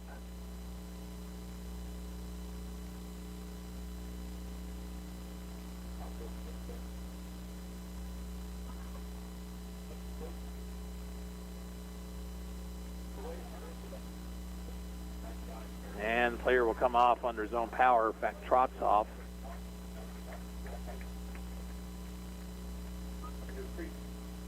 That's Colin Creech.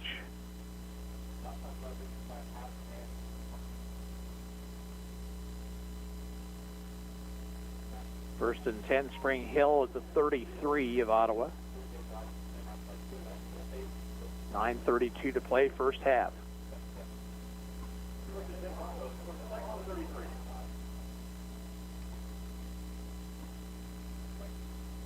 Pankey takes in the line, looks to throw.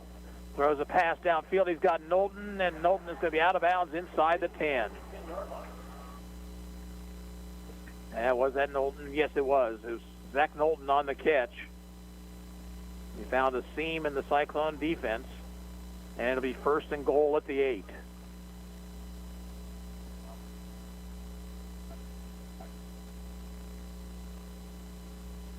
Pipkin on the carry off the left side, brings it inside the 5, down to the 3.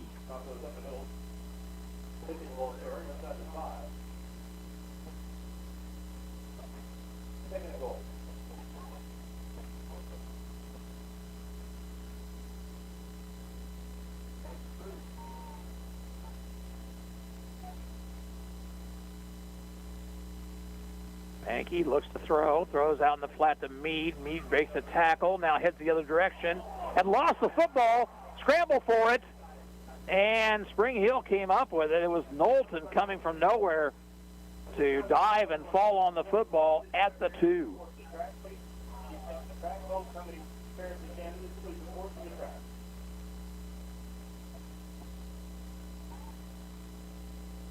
That was a break right there for the Broncos, because Ottawa able to pick that football up. Who knows what might have happened.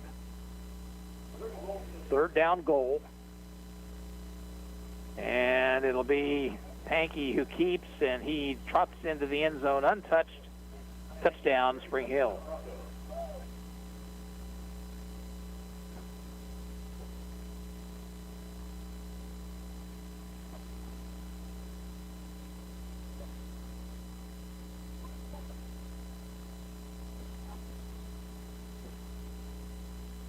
Knowlton will try to tack on the extra point.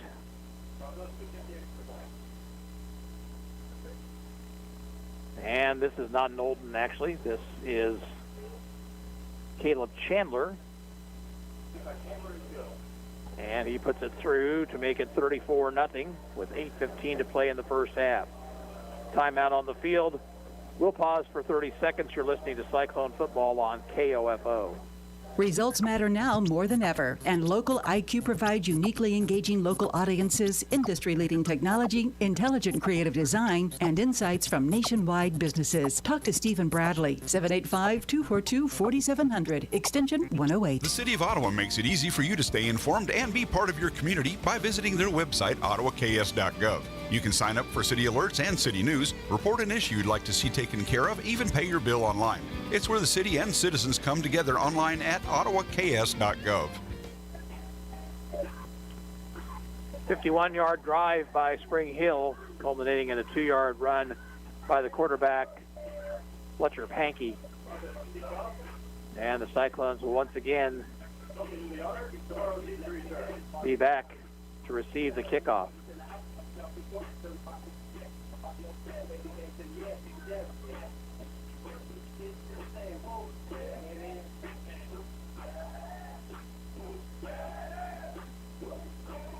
Line drive kick.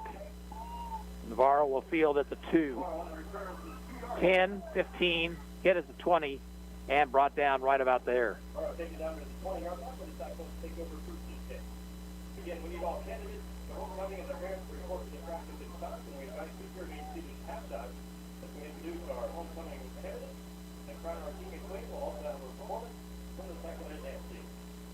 We'll have the homecoming ceremonies for you at halftime here. Ball spotted at the 21, 1st and 10 Ottawa.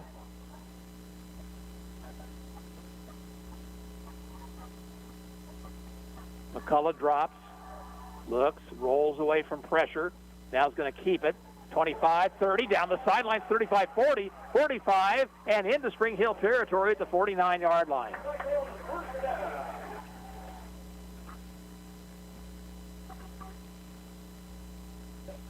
Biggest play of the night for OHS. They have it inside Spring Hill territory at the 49, 1st and 10.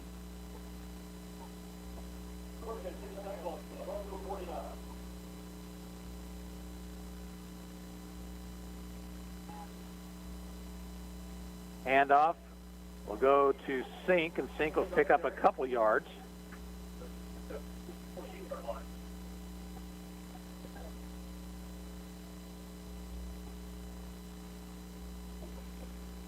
Actually, it's just a yard pickup to the 48, second down 9.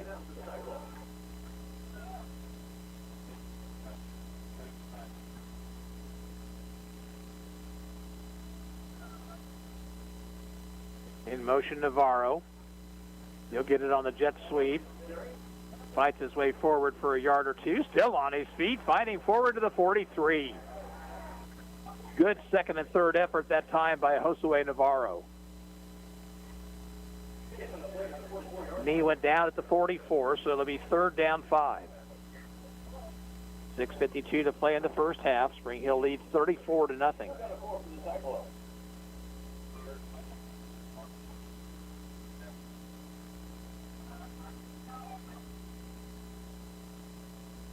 Handoff up the middle to Sink, fighting, and does not have the first down. Gets to the 40.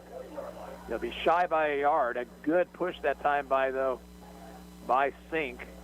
And the Cyclones, I believe, will go for it here. Fourth down and 1.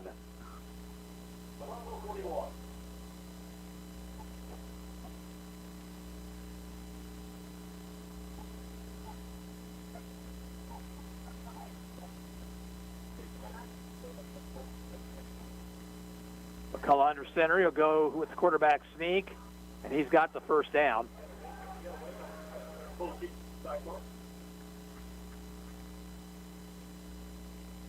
Good decision there by OHS. First and 10 at the 38.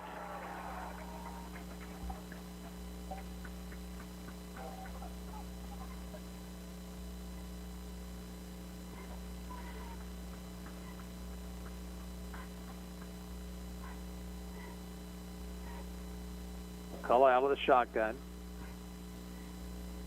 And in motion, he fakes into the line. And then it's going to be sacked.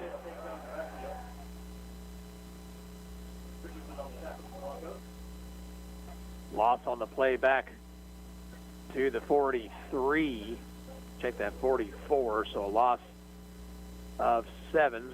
Be second down and 17.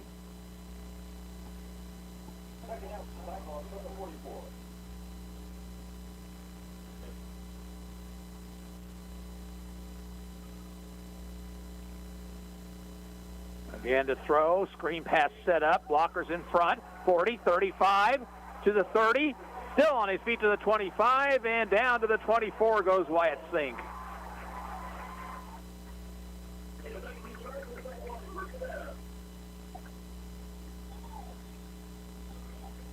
And we've got a official's whistle across the way. One of the Broncos are shaken up over near their sideline. So Ottawa with their deepest penetration now. They have it first and 10 at the Spring Hill 24.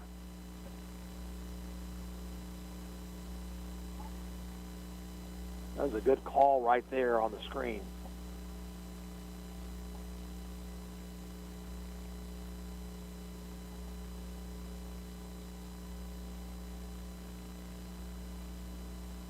$10 o'clock tonight, high school football scoreboard show with Eric Peterson. Tomorrow afternoon at 5, pregame for Ottawa University and McPherson College. From McPherson, Bob Johnson will be there to bring you both the pregame and the play-by-play as the Braves try to even their record against the Bulldogs.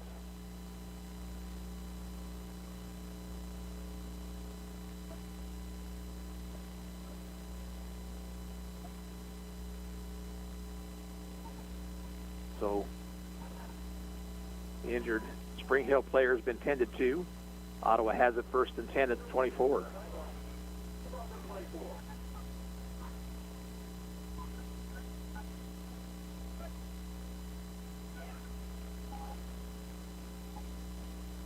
Twin receivers each side. And off the Sink, trying the left side, around the corner, inside the 20, down to the 18.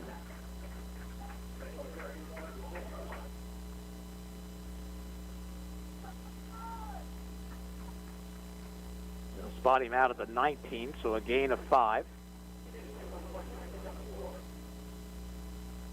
Let's call it a 6-yard gain, second down 4.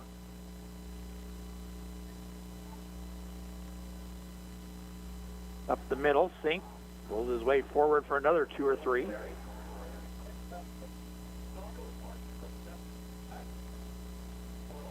Gets it down to the 15. That'll be a 3rd down and a long 1.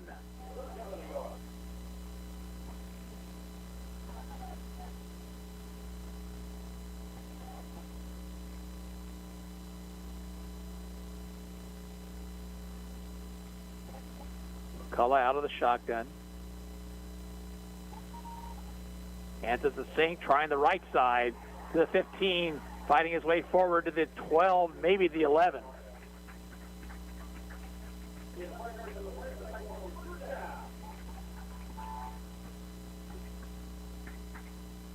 First and 10 at the 11. Clock is running, 3:20 to play in the half.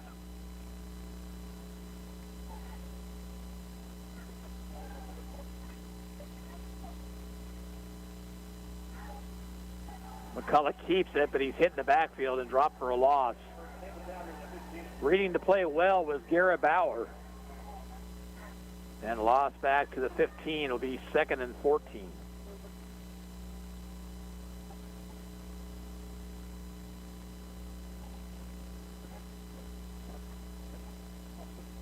Wellsville has scored again. It's now 21-6.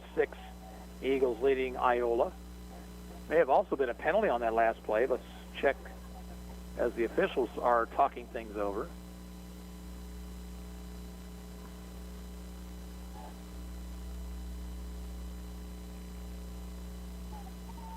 Unsportsmanlike against the Cyclones. And then they pointed against Spring Hill, so I'm not sure what that's all about.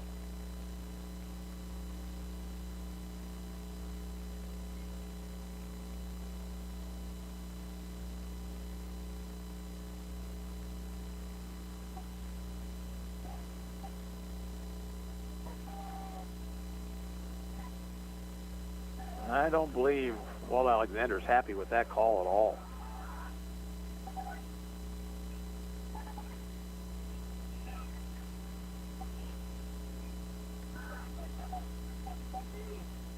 He is having words with the official who made the call at the 25-yard line.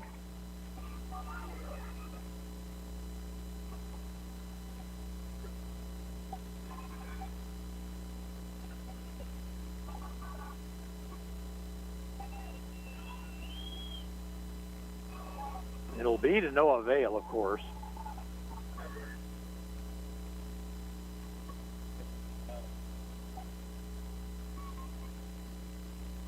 Unsportsmanlike against Ottawa.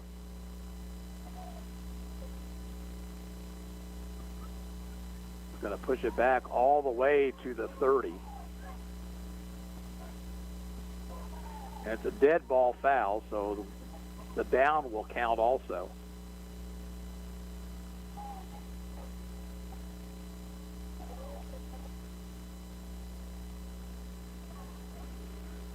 So now 2nd and 29 back at the 30-yard line.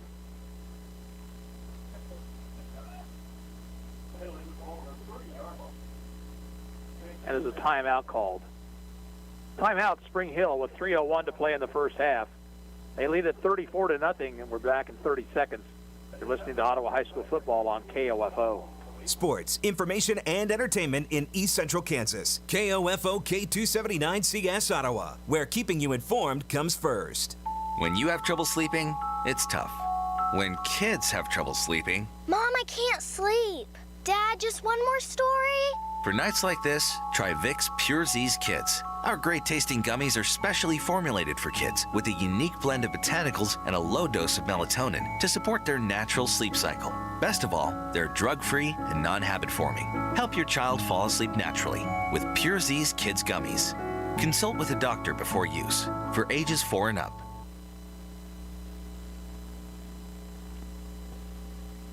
Cyclones face a second down in Osage County. Back at the Spring Hill 30. They had it at the 11, lost 4 on a quarterback keeper, and then the unsportsmanlike conduct penalty tacked on another 15-yard loss. Lewisburg has scored. They've tied up Rock Creek 14-14, about 2 minutes to go in the half.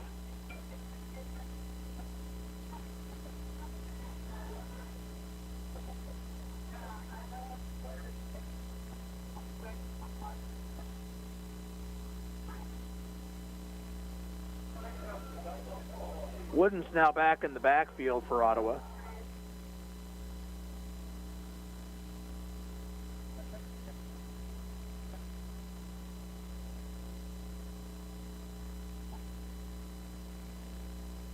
To throw, McCullough rolling away from pressure, throws, has a man, and the pass is dropped.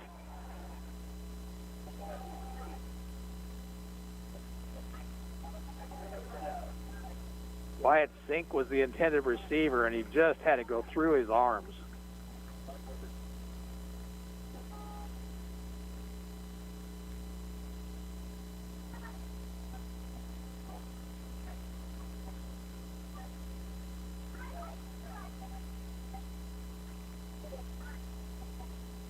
Now Ottawa, are they going with empty backfield? Looks like they are. Trips right, Twins left. McCullough being blitzed, pass down the middle, caught, and into the end zone. Touchdown, Ottawa.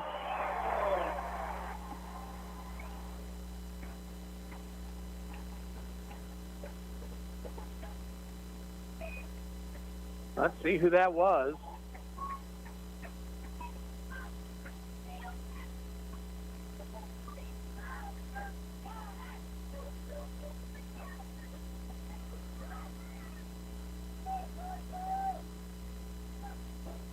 Reese Vogel will try the extra point.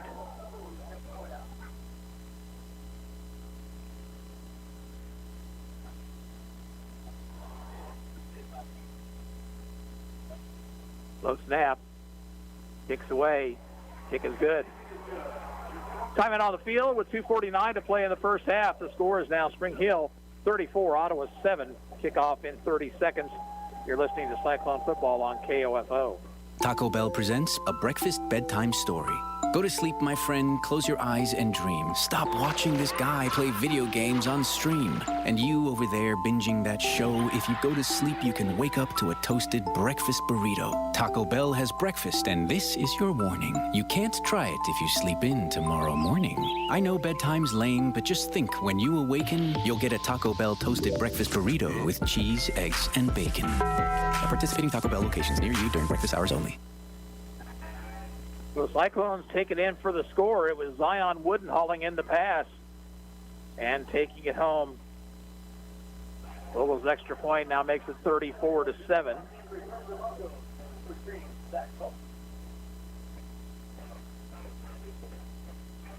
Knowlton is the deep back.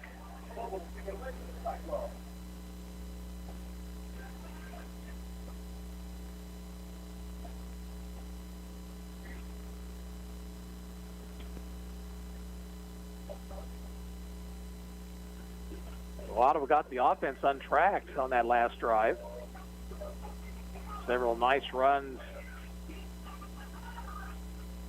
by Wyatt Sink, a good scramble. Nice scramble by Noah McCullough, and then McCullough found Wooden open down the middle, and Wooden took it on in. Squib kick. Good fielded by Knowlton at the 21, and he's across the 30 and tripped up there. Gets it out to about the 33. 2:45 to play here in the half.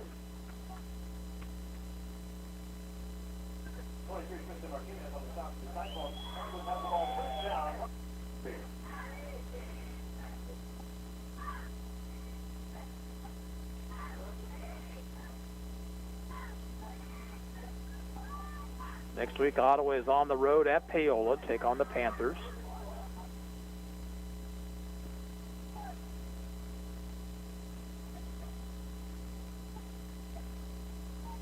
Both Knowlton and Pipkin are in the backfield here on first down.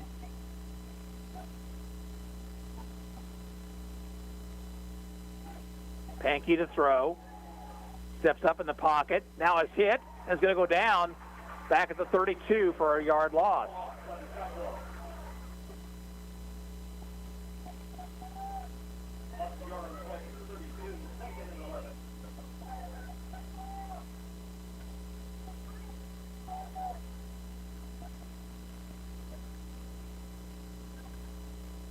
On 2nd and 11.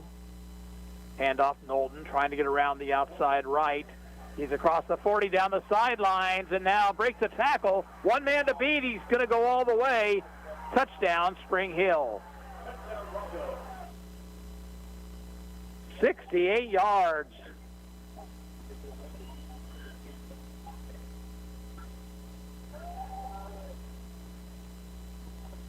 And the Broncos answer back.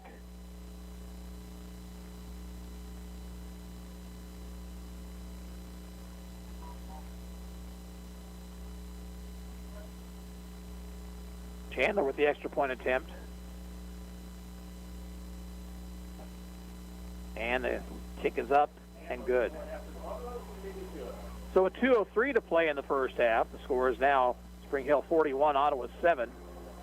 And we'll have the kickoff in 30 seconds. You're listening to Ottawa Cyclone football on KOFO. It is possible to live your life pain-free with chiropractic care, and it starts by contacting Ottawa Chiropractic Clinic, offering safe, effective, and drug-free care. Free your life from pain. Call Ottawa Chiropractic Clinic, 785-242-4100. At State Farm, our goal is to help people manage the risks of everyday life, recover from the unexpected, and realize their dreams. This is State Farm Agent Keith King in Ottawa. Let me help you protect what's most important to you. Give my office a call at 785-242-9435 or stop by at 111 South Main Street in Ottawa.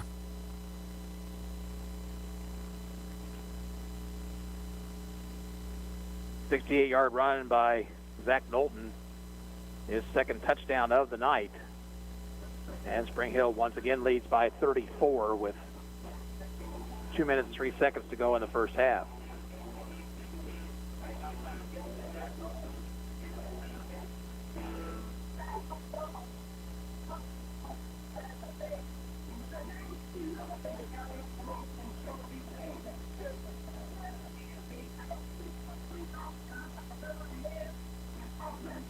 Chandler will kick it off this time.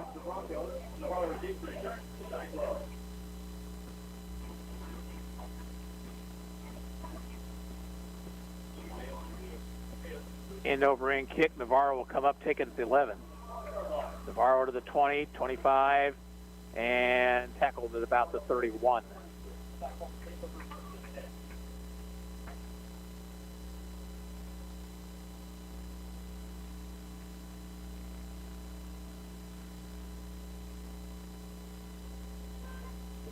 Ottawa has all three of its timeouts remaining.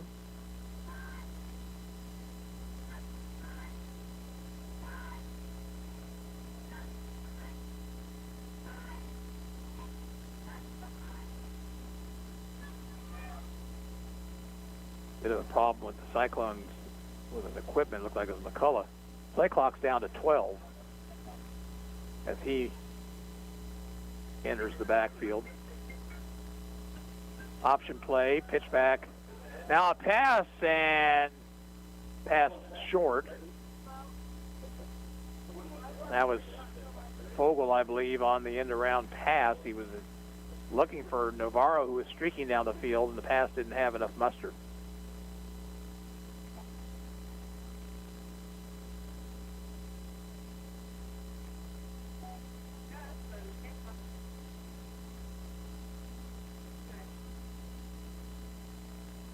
Second and 10, Ottawa.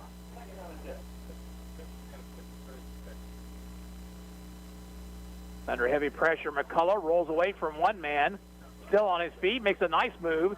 He's across the 35, breaks it to the outside, 40, and out of bounds at the 43, 44-yard line. That's enough for Ottawa first down.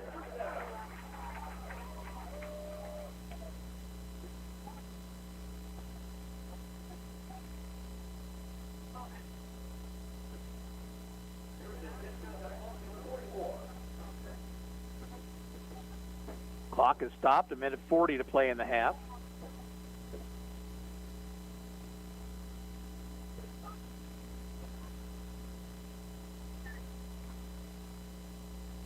Dropping back, McCullough throws out in the flat and underthrows his intended receiver, Navarro.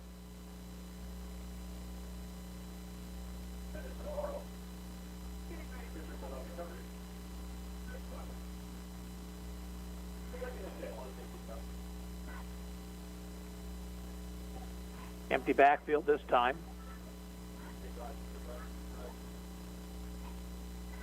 Navarro gets the handoff, and he'll be hit and dropped for a loss.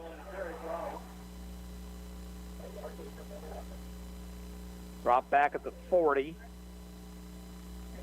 for a loss of 4.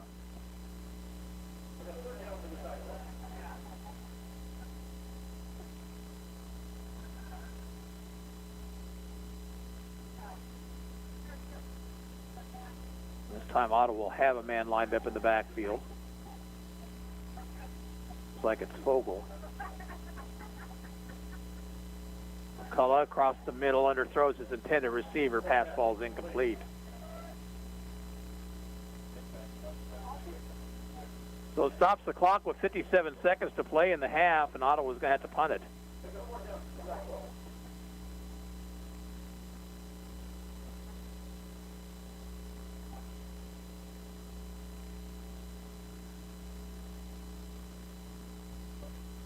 Dalton and Mitchell are back deep.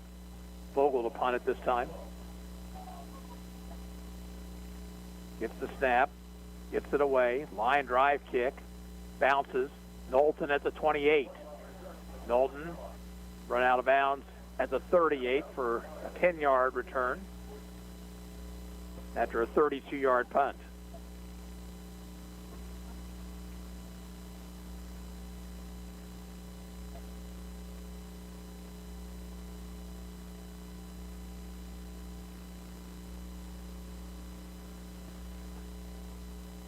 Spring Hill has 2 timeouts remaining.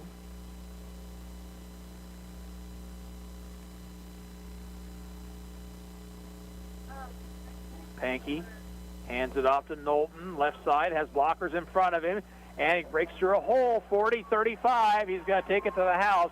Once again, this time a 62-yard run, touchdown, Spring Hill.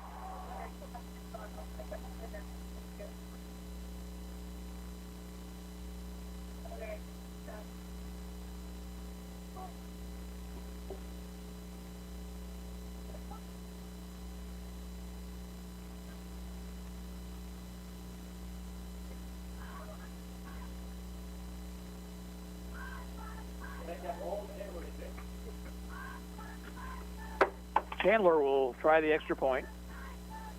Bad snap. Metcalf's going to roll out and look for somebody to throw it to. He'll throw it into the end zone, and the pass will be intercepted. So the 2-point conversion is no good. There's timeout on the field with 32 seconds to play in the half. The score is now Spring Hill 47 and Ottawa 7. We're going to keep it right here.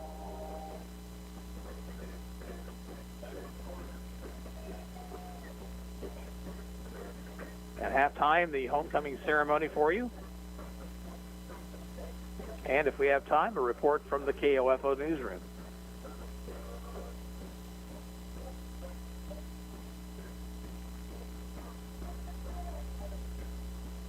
Spring Hill has put up a bunch of yardage here in the first half. Their scoring drives have covered 33, 55, 51, 8 after a blocked punt, 51, 67, and 62.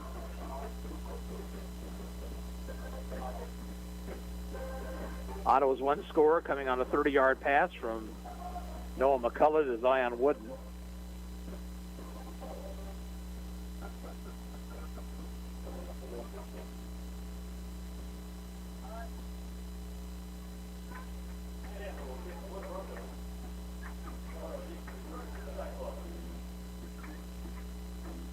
Chandler will kick it off.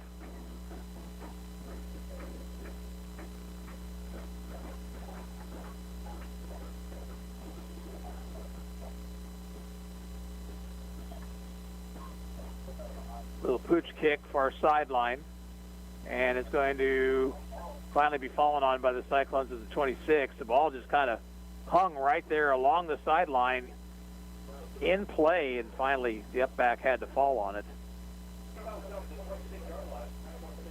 Let's see if Ottawa tries to do something here with 32 seconds or if they will take a knee.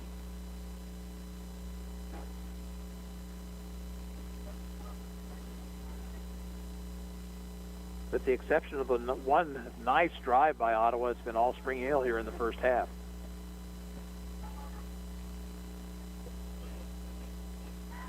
Handoff inside to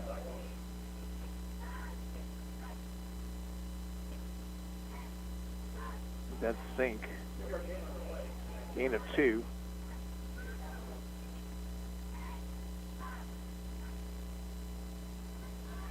Sink once again, nice run to the outside, 35-40, 44-yard line.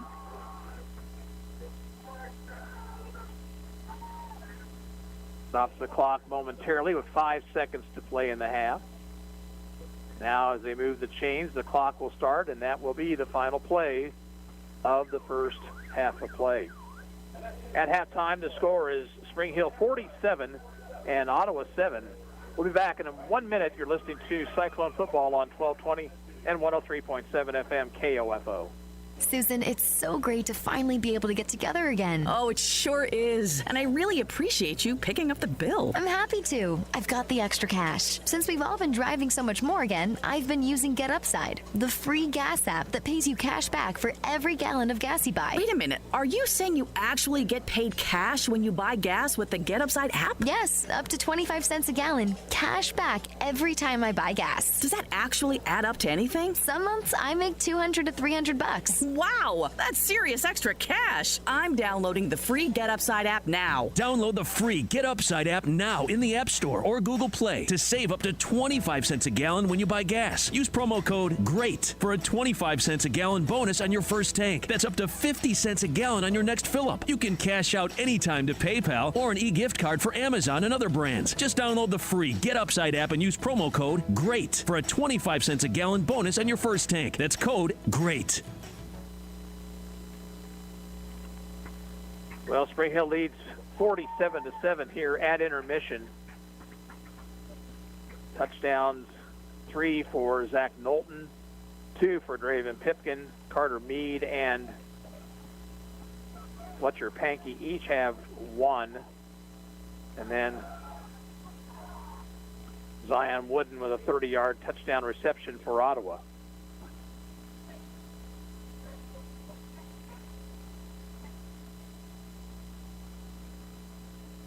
Good Cyclone crowd on hand. It is homecoming, and we'll be taking you to the homecoming ceremony here in just a moment or so.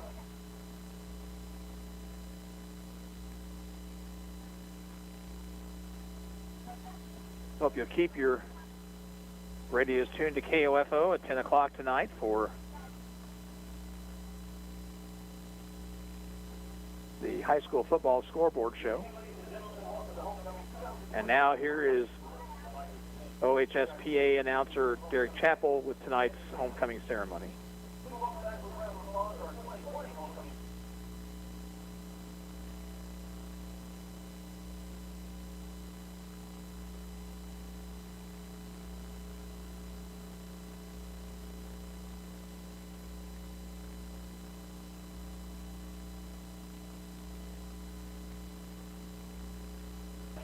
Appear to have some trouble with that. I'm going to see if I can figure out what's going on.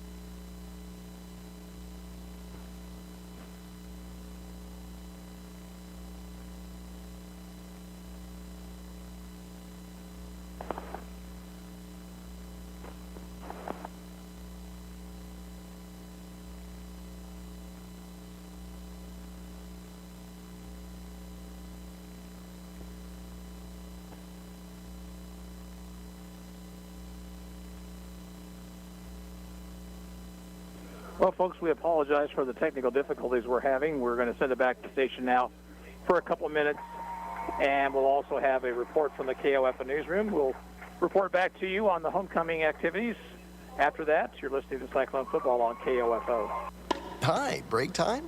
I know you. I'm Cologuard, a prescription colon cancer screening option for people 45 plus at average risk. It seems like you take care of yourself. I do. I play tennis. I try to eat well. What about screening for colon cancer? Not yet. Don't wait. Colon cancer is more treatable when it's caught in early stages. Tell me more. Cologuard is non-invasive and is used at home. It detects altered DNA in your stool to find 92% of colon cancers. 92%? Yep, even those in early stages. This was seen in a clinical study with patients 50 and older. Any positive result should be followed by a diagnostic colonoscopy. False positive and negative results may occur. Cologuard is not a replacement for colonoscopy in high-risk patients. Do not use if you have had adenomas, have inflammatory bowel disease and certain hereditary syndromes, or a personal or family history of colon cancer. Most insured patients pay $0. Ask your provider or an online prescriber if Cologuard is right for you, or visit requestcologuard.com. I'm on it. Excellent. Hi, I'm Laura Howard, Secretary of the Kansas Department for Aging and Disability Services. In Kansas, there are more than 540,000 people on Medicare, and each day, nearly 10,000 new people enroll nationwide. While Medicare enrollment can seem daunting, it doesn't have to be. That's where SHIC, or the Senior Health Insurance Counseling for Kansas program, comes in. The SHIC program provides seniors across Kansas trusted and unbiased help about Medicare benefits. SHIC counselors provide all the information and options available so you can make an informed decision about your Medicare coverage. We look forward to helping you navigate your way to a Medicare plan that is right for you. The number to call to find your local SHIC counselor is 1-800-860-5260. Sponsored by the Kansas Department for Aging and Disability Services and Administration for Community Living, Department of Health and Human Services, and aired in cooperation with this station. I'm Paige Rockhold in the KOFO newsroom with this hour's top stories. The Constitution of the United States has governed our nation for the last 234 years. The statutes it sets forward are the supreme law of our land. Today is Constitution Day. Sheriff Jeff Richards told the County Commission he believes everyone should read and learn about this incredible document. Constitution Day was set up to encourage people to read and educate themselves on the Constitution. And we're supposed to be teaching that in all of our classrooms in the state on September 17th every year. It's through a state law. Whether that happens or not, I don't know. But I just wanted to encourage everyone to read. It's a quick read. I have copies. Anybody wants them, we hand them out at our office. I believe strongly that public servants should know this and apply it, so I give a copy to every employee that I bring on. Richards encourages people to stop by the sheriff's office and pick up a small pocket version of the Constitution. They are available at no charge. Would you get your COVID-19 vaccine at a Dollar General store? Dollar General has joined Dillon's Health as part of a new vaccine incentive program to encourage COVID-19 vaccinations. All newly vaccinated Kansans 12 years of age and older are eligible to receive $50 per dose, $100 total at select Dollar General locations.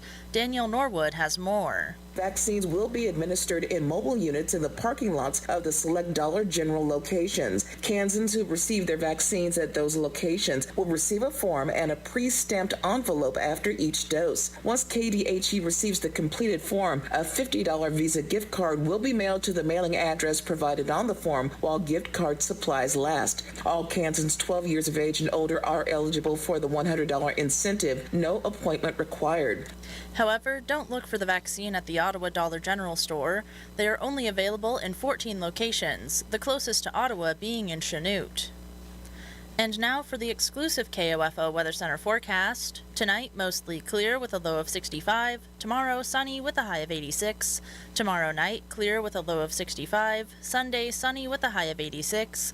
Sunday night, clear with a low of 67. Monday, a 30% chance of showers between 1 in the afternoon and 4 in the afternoon. Mostly sunny with a high of 89. Monday night, a 60% chance of showers and possibly a thunderstorm before 1 in the morning, overcast with a low of 59. I'm Paige Rockhold, KOFO News. This year, we commemorate the 234th year of the United States Constitution as the supreme law of the land. The Constitution establishes the basic structure of our federal government and the laws by which that government must abide.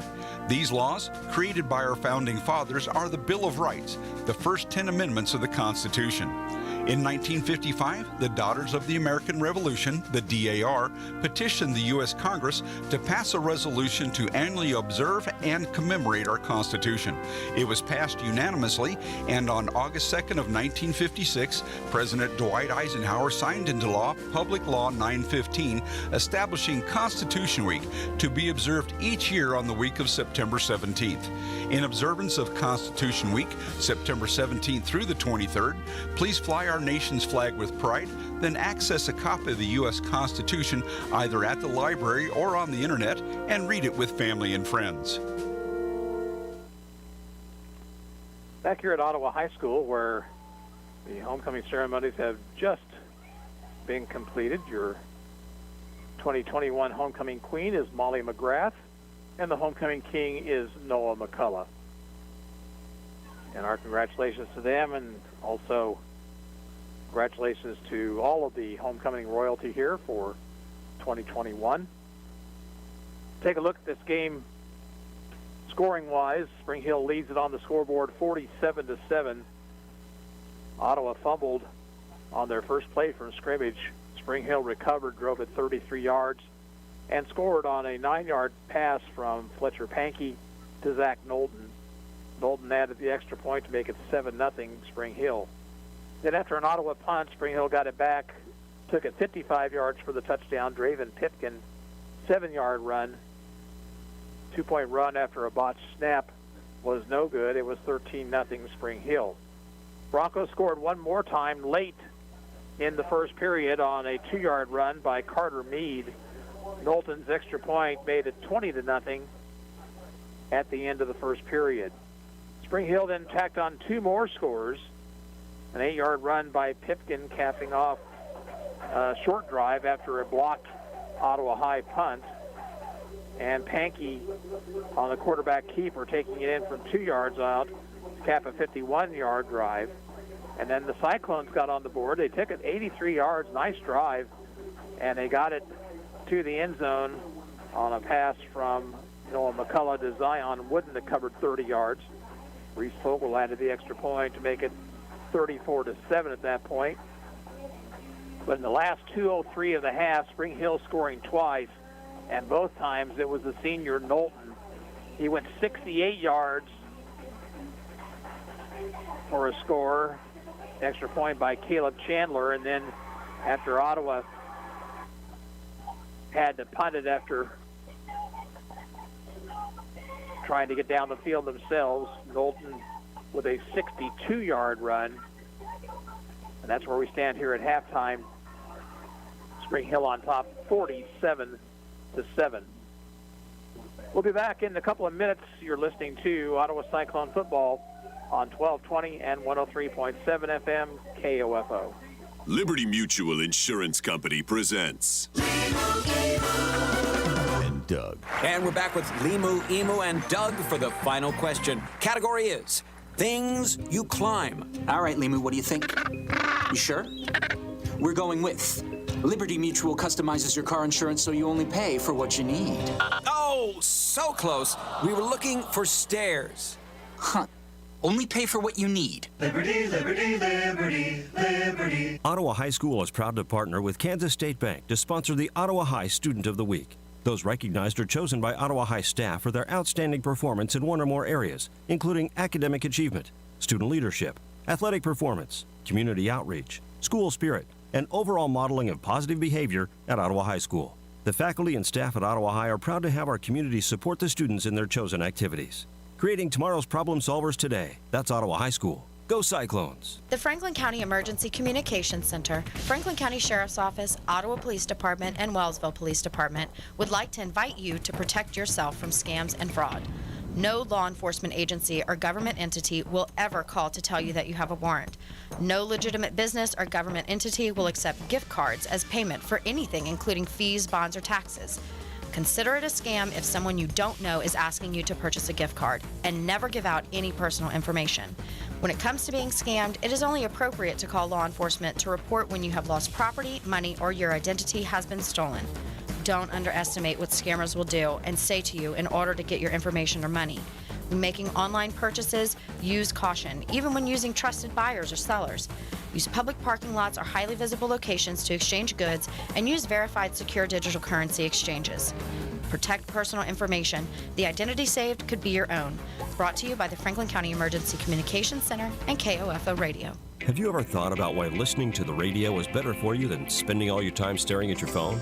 We are hands-free, so in the car, you can keep your eyes on the road, where they should be. We don't need your personal information, so you don't have to worry about spam from us. And all you have to do is listen, not waste your time scrolling through an endless sea of recipes, memes, and cat videos. Radio, the original social media, and your source for information and entertainment at 1220 and 103.7 FM, KOFO. Back here at Steve Grogan Stadium, Ottawa Trails at the half, 47-7. Let's take a look at other games. Our KOFO game of the week is Central Heights and Northern Heights, and the Vikings right now on top, 19-0. Luke Queen has that game for you on KOFO.com this evening. At the halves, Council Grove leads West Franklin 22-6.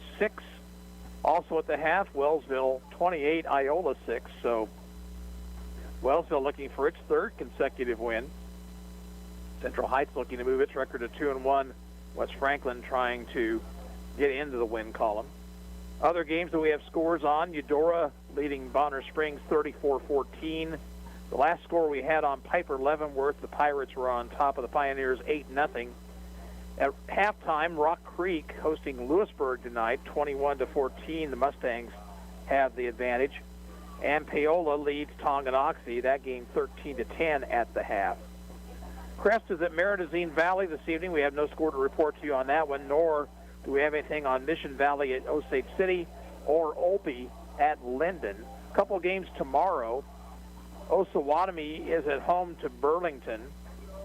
Burlington, of course, had to postpone a game last week due to COVID, and so they played Tuesday and are coming back and playing Osawatomie tomorrow.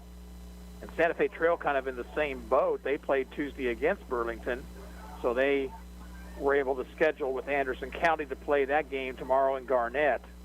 So a couple of high school games tomorrow for you.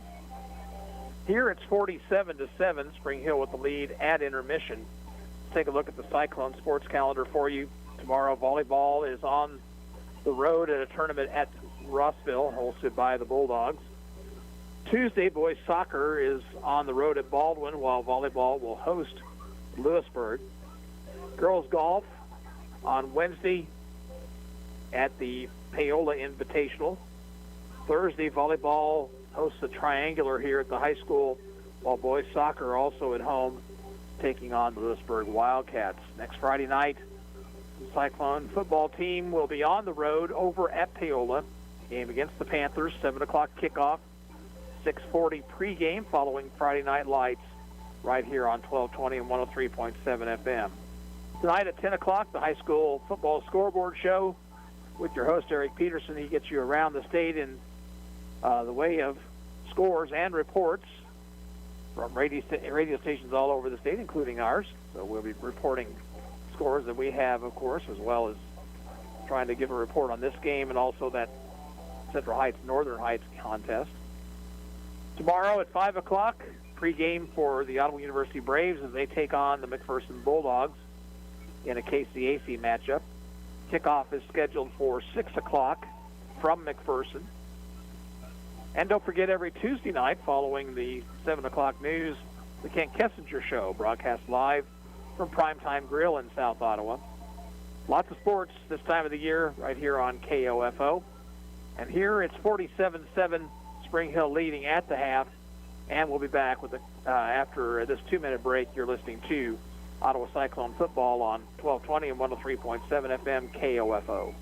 Supporting local teams helps bring local communities together, and that benefits everyone. That's why we're proud to sponsor this sports broadcast on KOFO. This is Eric Price, funeral director and owner of Lamb Roberts Price Funeral Homes, providing compassionate care when you need it most. Visit lamb-roberts.com. Results matter now more than ever, and Local IQ provides uniquely engaging local audiences, industry-leading technology, intelligent creative design, and insights from nationwide businesses. Talk to Stephen Bradley, 785-242-4700, extension 108. Legacy of Rock, brought to you by O'Reilly Auto Parts. She's been with Hart since 1967, and Nancy Wilson says there's nothing like being out on the road. Getting sleep is really difficult, but the hour and a half, 2 hours on stage is worth all of it. Legacy of Rock, presented by O'Reilly Auto Parts. Think O'Reilly Auto Parts for all of your car care needs. Get guaranteed low prices and excellent customer service at O'Reilly Auto Parts. Better parts, better prices every day.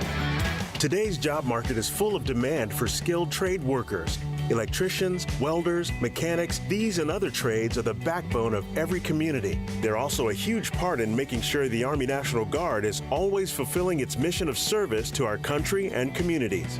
Soldiers train to keep the power flowing, engines running, and supplies moving. The skilled trades these soldiers perform are the same ones needed in today's civilian workforce. Army National Guard soldiers are on the fast track to learning skills that can set them up for success at home with companies looking to hire the best. With options from plumber to helicopter mechanic and everything in between, soldiers are able to select the trades that best fit their lives. Their resumes are being built through their paid training and part-time service. Find out how you too can learn a trade profession and serve your community and country by visiting NationalGuard.com. Sponsored by the Kansas Army National Guard. Aired by the Kansas Association of Broadcasters and this station.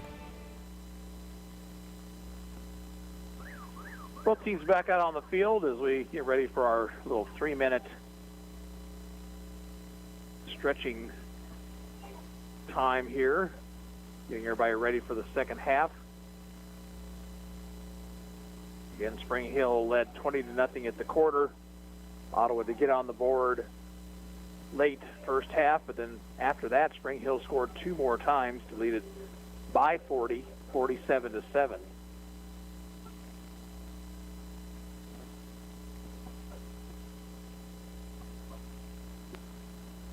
Zach Knowlton has 3 touchdowns on the night, 2 on the ground and 1 on a reception of 9 yards. Draven Pipkin has run hard, and he has 2 scores from 7 and 8 yards away. And then Carter Mead and Fletcher Pankey each have a 2-yard run for a score. Knowlton has 3 extra points, as does Caleb Chandler has a couple for the Broncos, who have missed 2 extra points here tonight. That's really about the only thing that they have not done well. They've not had to punt. They did turn the ball over once. Colin Creech with an interception. Both teams actually with 1 turnover, although Ottawa did also have a blocked punt that led to a short field for a Spring Hill score.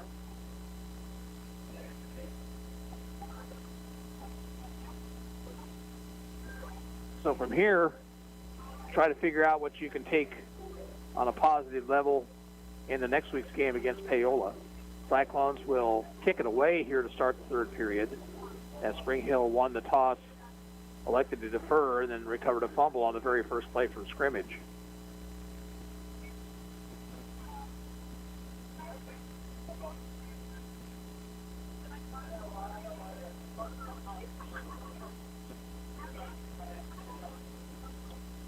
We will continue to try to get you some scores of the other games involving area teams and Frontier League schools. But be sure to keep your radios tuned tonight to the high school football scoreboard show. A full hour of scores and reports right here on 1220 and 103.7 FM.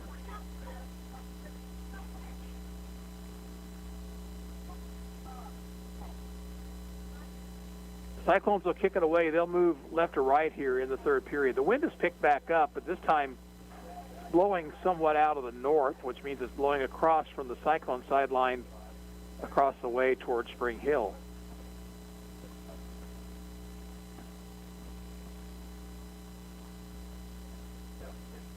Beautiful evening for football here, midway through the month of September.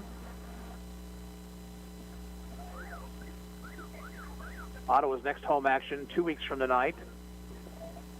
It's Wall of Honor weekend, and the Cyclones will host the Bonner Springs Braves.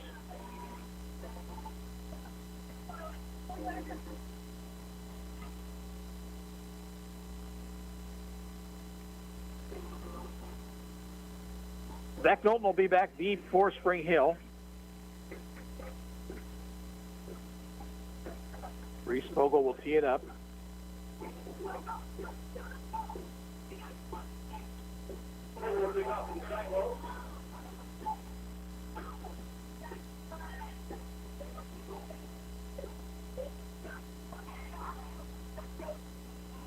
Knowlton standing about his own 15-yard line.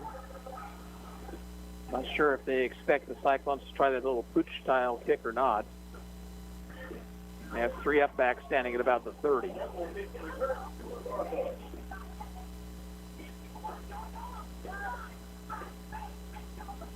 Onside kick. Hasn't gone the 10 yards yet, and finally does, and it's fallen on by Spring Hill. The ball just kind of rolled along the 48-yard line, wouldn't seem to move toward the midfield stripe, and when it finally did, Spring Hill was there to recover, so they'll have excellent field position to start the opening drive of the second half.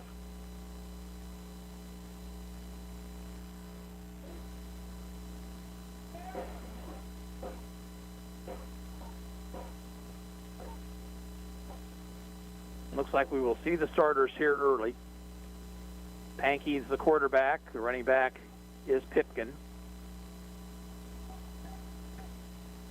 Pipkin on the carry off the left guard, gets it down to the 48, maybe the 47.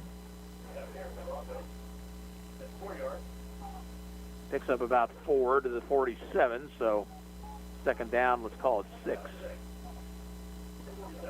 Spring Hill will go without a huddle. Pankey wants to throw. Out in the flat, has a man wide open. Catch made. Tackle made immediately. That was Daniel Mitchell on the reception.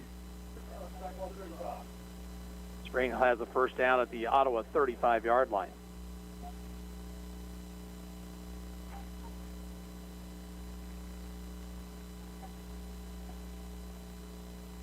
This time Knowlton on the carry, and he's tripped up as he crosses the line of scrimmage, falls forward for about 3, maybe 4.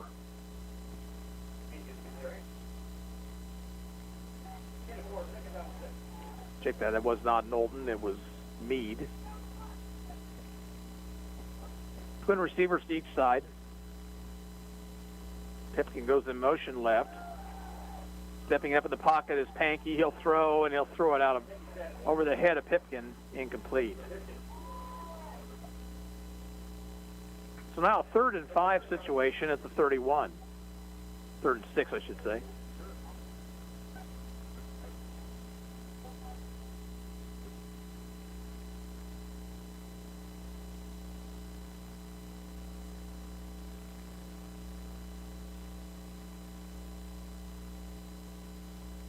Pankey out of the shotgun. Hands it off to Pipkin, looking the right side, has yardage, has the first down to the 21.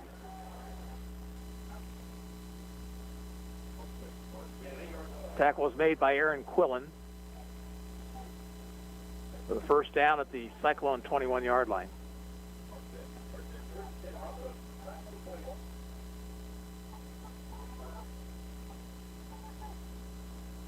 Pass out in the flat.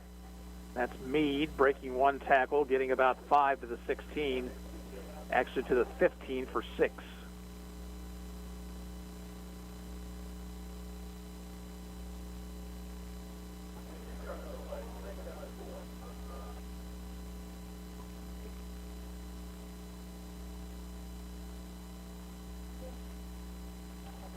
Keeping his Pankey, has a little bit of running room, cuts it against the grain. Still on his feet, down to about the 5. There's a flag thrown.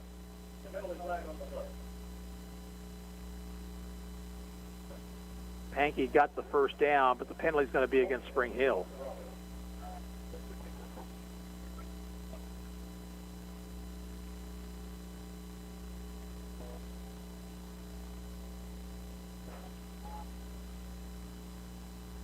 Moves it back to the 18, where it'll be now 2nd down and 7.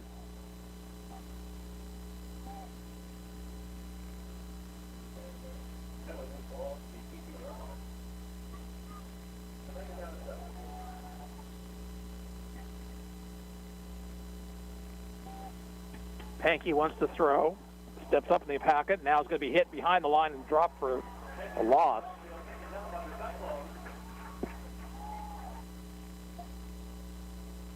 So a loss back just beyond the original line of scrimmage on this set of downs. 3rd down, let's call it 11.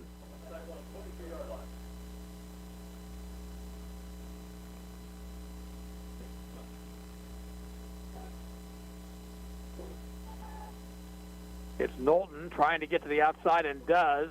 He's down to the 10, and that's enough for a first down.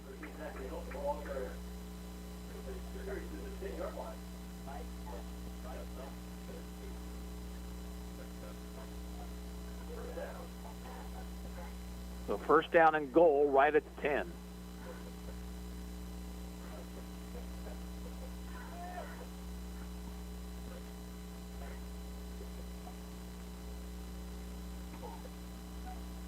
Keeping Pankey. Look, gets a block and is out of bounds to around the 6, maybe the 5. The official says the 5. 2nd and goal there.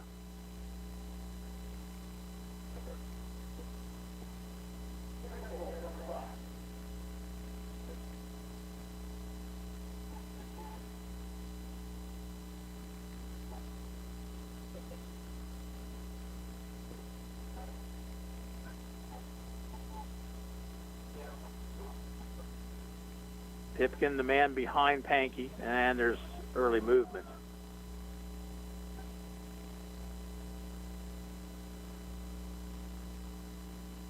This will be marked off against Spring Hill for a false start.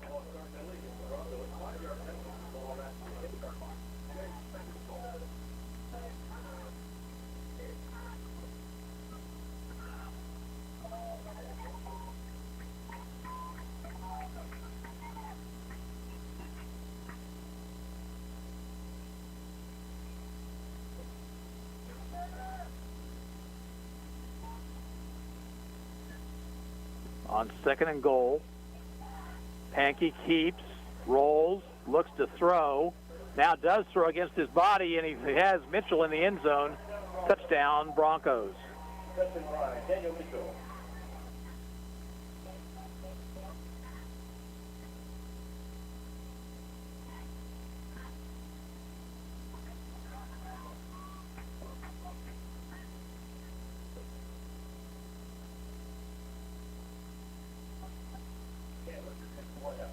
Chandler in for the extra point. Good snap. Kicks away. Kick is good. 8:44 to play in the 3rd period. The score is now Spring Hill 54, Ottawa 7. And we'll be back in 30 seconds with the kickoff. This is Ottawa Cyclone football on KOFO. Wherever you and your vehicle go, you can trust your vehicle repairs to CarStar with our limited nationwide warranty on all qualifying repairs. Call CarStar Ottawa at 242-8916. CarStar, relax. We'll take it from here. At State Farm, our goal is to help people manage the risks of everyday life, recover from the unexpected, and realize their dreams. This is State Farm Agent Keith King in Ottawa. Let me help you protect what's most important to you. Give my office a call at 785-242-9435 or stop by at 111 South Main Street in Ottawa.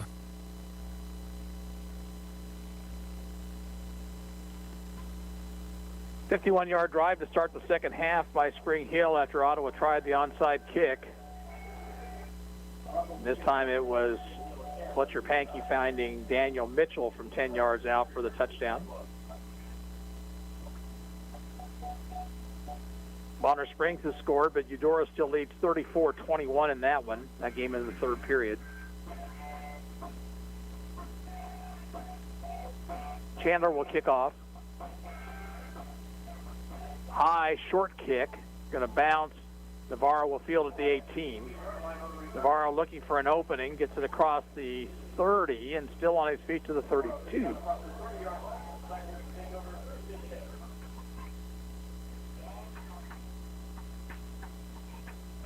Well, the Cyclones had a couple of spurts of being able to move the football in the first half. Let's see if that continues here in the third period. The clock is now running, and we will have running clock the rest of the way.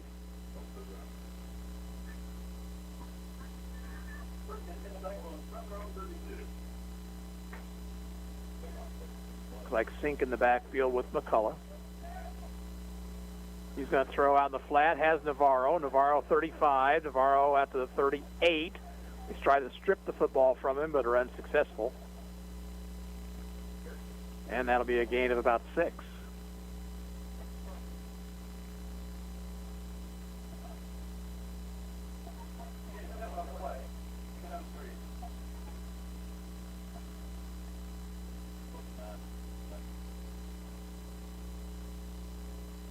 Handoff and first down yardage for the running back. I believe that's Sink, but we have to look very closely to tell for sure.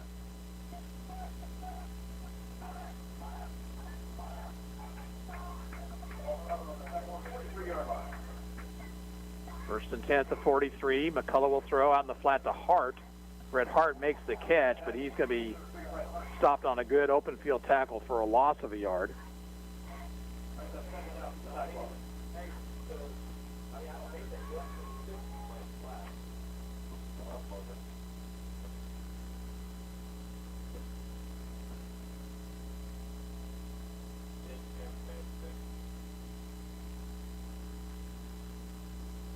And in motion, Navarro, he'll get the carry. He'll cut it inside, get to the yard, back to the original line of scrimmage. He'll bring up a 3rd and 10.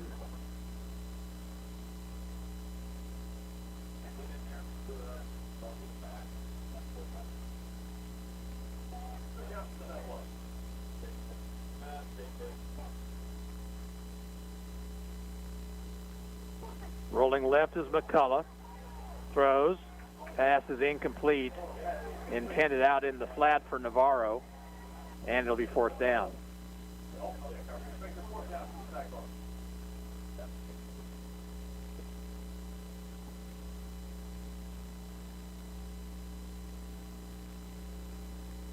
Cyclones will drop back in punt formation.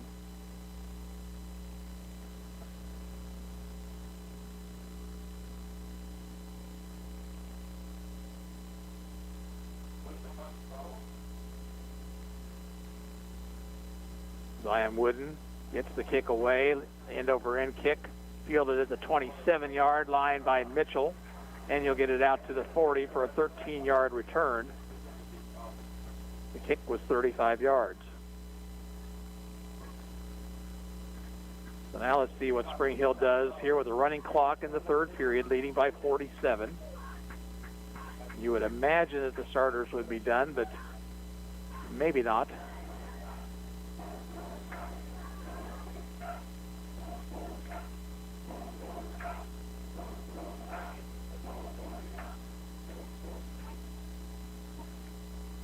Luke Metcalf is now in at quarterback.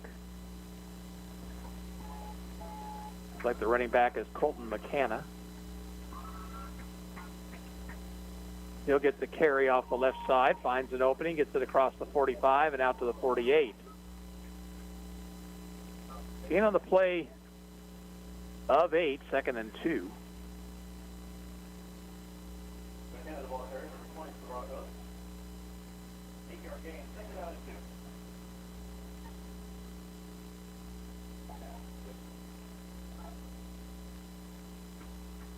Second and 2.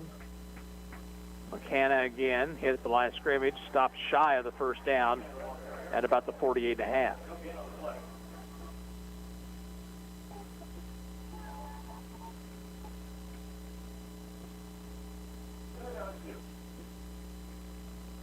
Trip receivers near side, single man far side.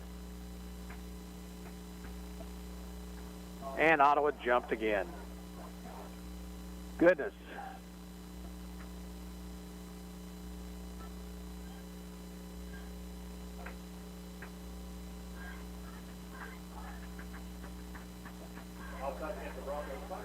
Well, they're going to call it on Spring Hill. So false start on Spring Hill, and that'll move it back. So instead of the first down, Spring Hill faces now a 3rd down and 6.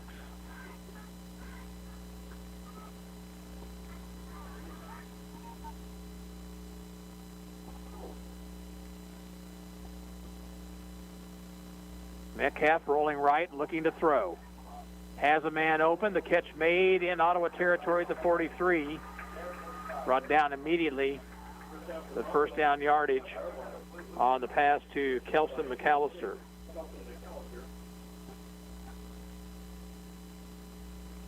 They're spotted at the 46. That's not a very generous spot by the officials. He was hit at the 43 and driven back.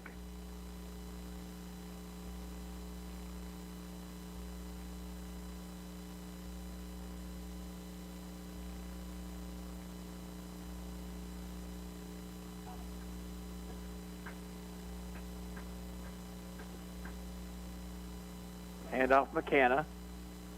Across the 45, lost the football, scramble for it. Ottawa thinks they've got it.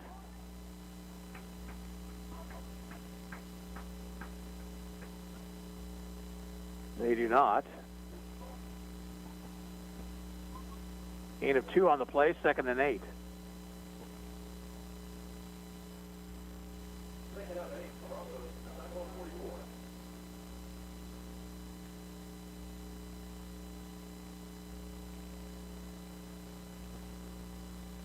Clock running, 1:47 to play in the 3rd.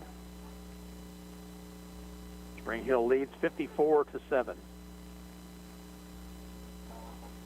McKenna off the right side this time, gets it down to the 40.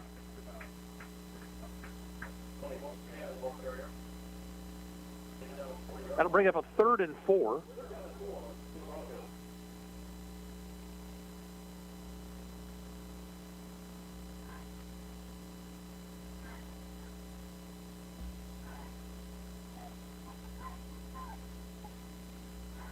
Metcalf looking over to the sideline for the play call.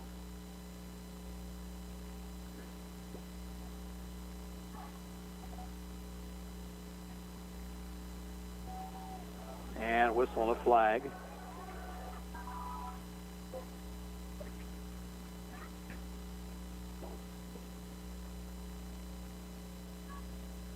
like Metcalf went with a hard count and fooled his own people. False start moves it back to the 45, where it'll now be 3rd and 9.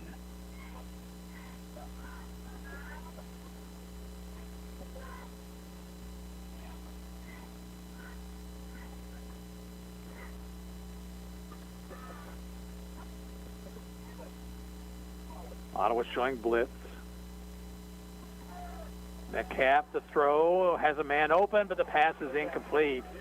Off the hands of the intended receiver, Cooper Diobini. And it'll bring up a 4th down.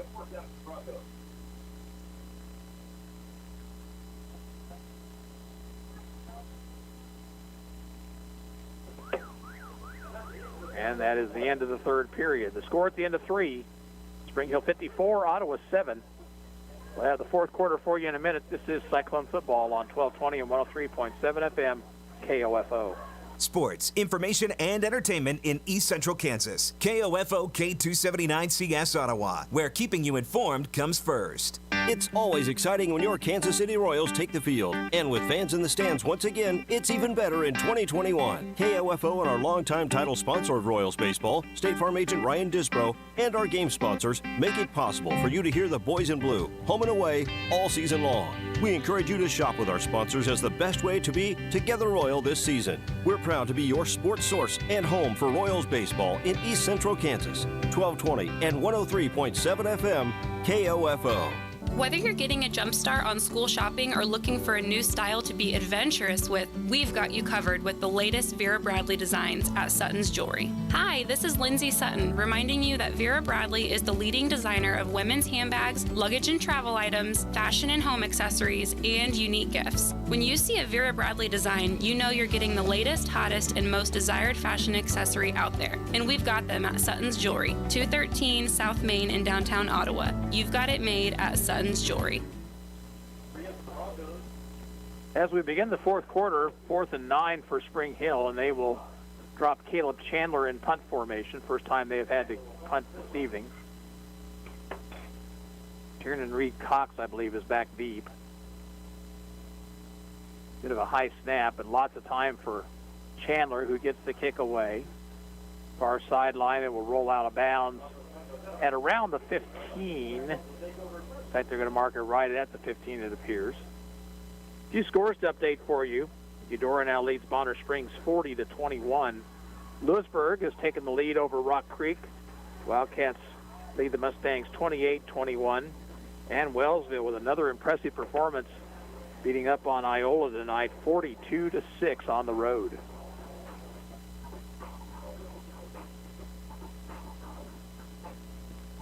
Here it's 54-7 Spring Hill. We have a running clock in the second half.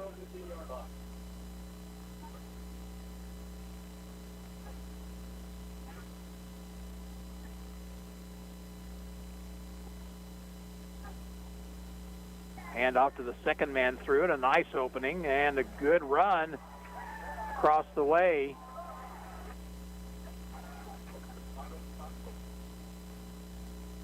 And once again, if we could only see the players' numbers. For the first down out at the 30.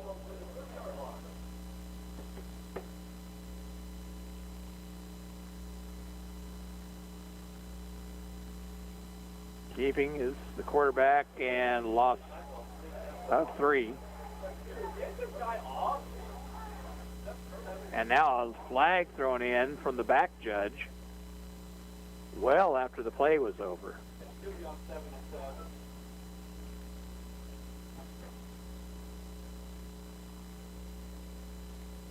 Penalty will go against Ottawa.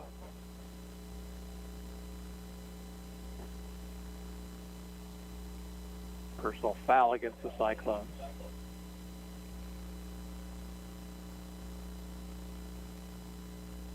Moves it back to the 14.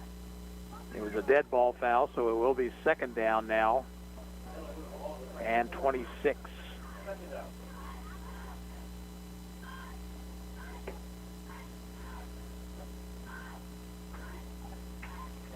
Oh, fumble. Ottawa picks it back up, trying to get around the corner and being dragged down back at the 5-yard line. There's a flag down, and that might have been a horse collar tackle.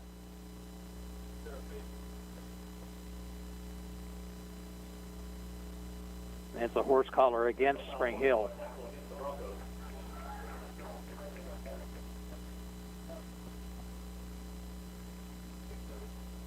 So 15-yard mark off will take it out to the 21.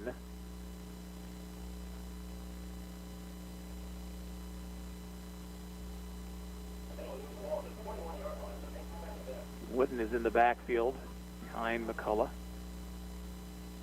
McCullough keeps, finds some yardage, out to about the 27, maybe the 28 or 9 yard line before he's brought down.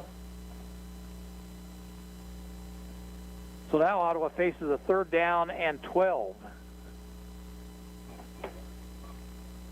Clock moving, I think 36 to go. Spring Hill leads 54-7.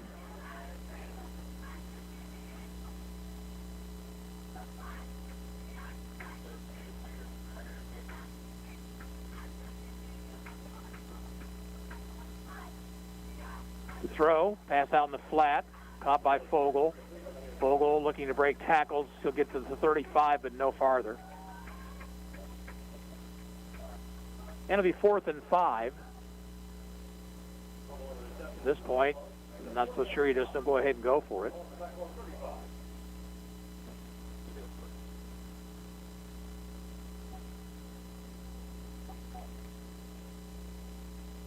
Ottawa went with a hard count there, hoping to draw them offside, but it didn't work. Now, they'll change formations with still 17 seconds on the play clock.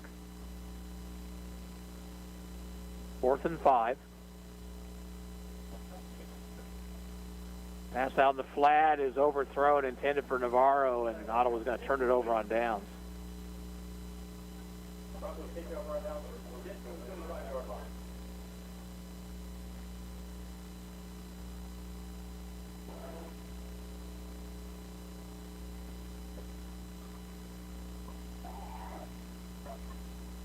Spring Hill scored in the first 2 minutes of play here. They had 20 points at the end of one quarter, tacked on 27 more in the second period, scored on their opening drive in the third quarter, and then gave their starters the rest of the evening off.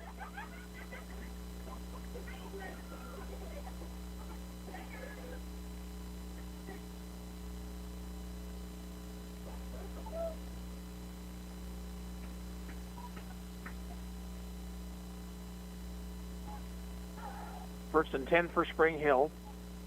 Metcalf is the quarterback, McCann the running back behind him. Metcalf on the option. Pitches late to McCann. McCann gets it back to the line of scrimmage. Maybe picks up a yard to the 34.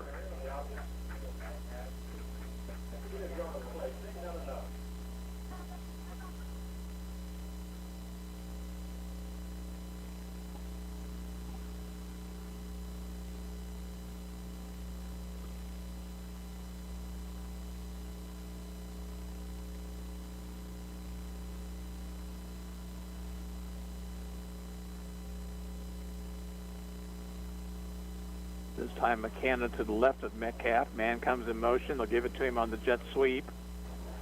And the yard is down to about the 31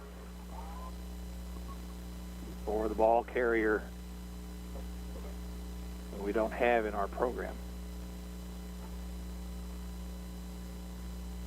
So now third down, let's call it at 6. Clock nears the 5-minute mark.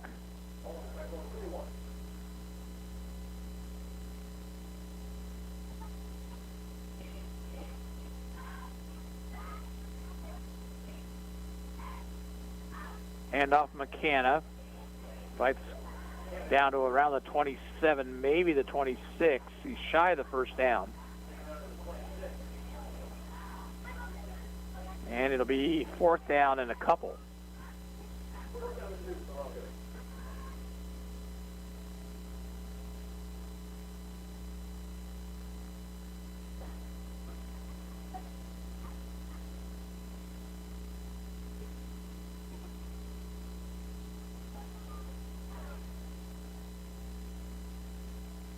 Fourth down 2.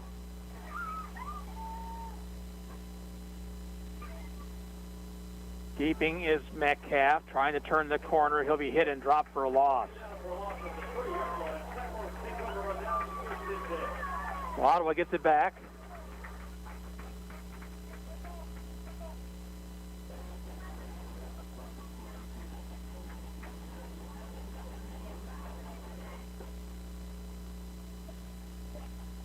And the Cyclones have it at the 31 with 4 minutes to play here in the ballgame.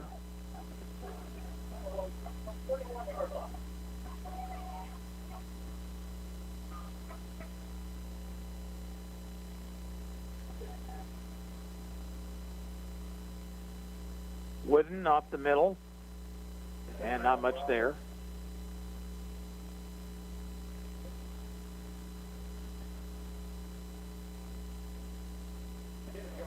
Pickup of a yard, second down and 9.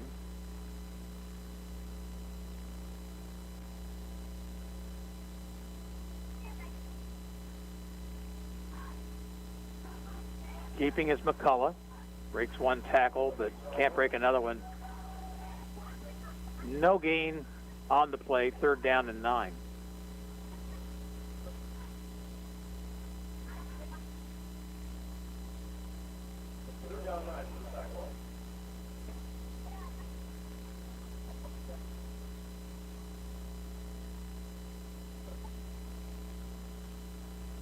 This time it's Sink, and he breaks into the open, but then he loses the football, but it goes right out of bounds. No, I'm sorry, that was Wooden on the carry. And he got it into Spring Hill territory. The ball just kind of flew up in the air, but it It flew out of bounds, so Ottawa retains possession at the 46.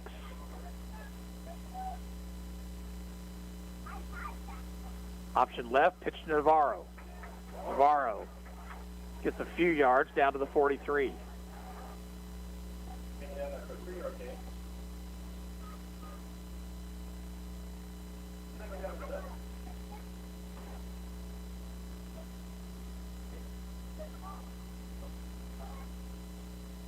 Two minutes to go in this one. Cyclones will fall to 1-2. Spring Hill remains perfect at 3-0. McCullough with time, throws, has a man. Catch made at the 36, close to the first down. Red hard on the reception. But there's a flag across the way at the line of scrimmage. An eligible man downfield on Ottawa.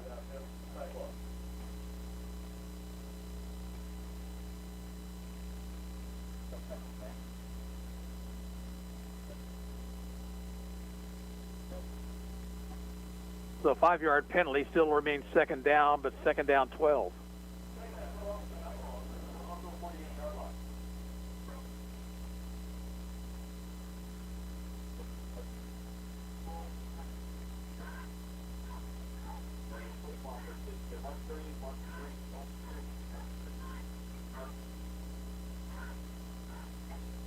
Dropping back is McCullough. Screen's not there. Now he'll roll it out himself.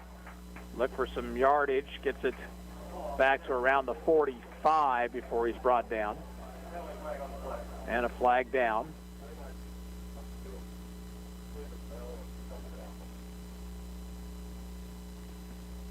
Clock continues to run, so that may well have been the last play of the ball game. Penalties against the Cyclones.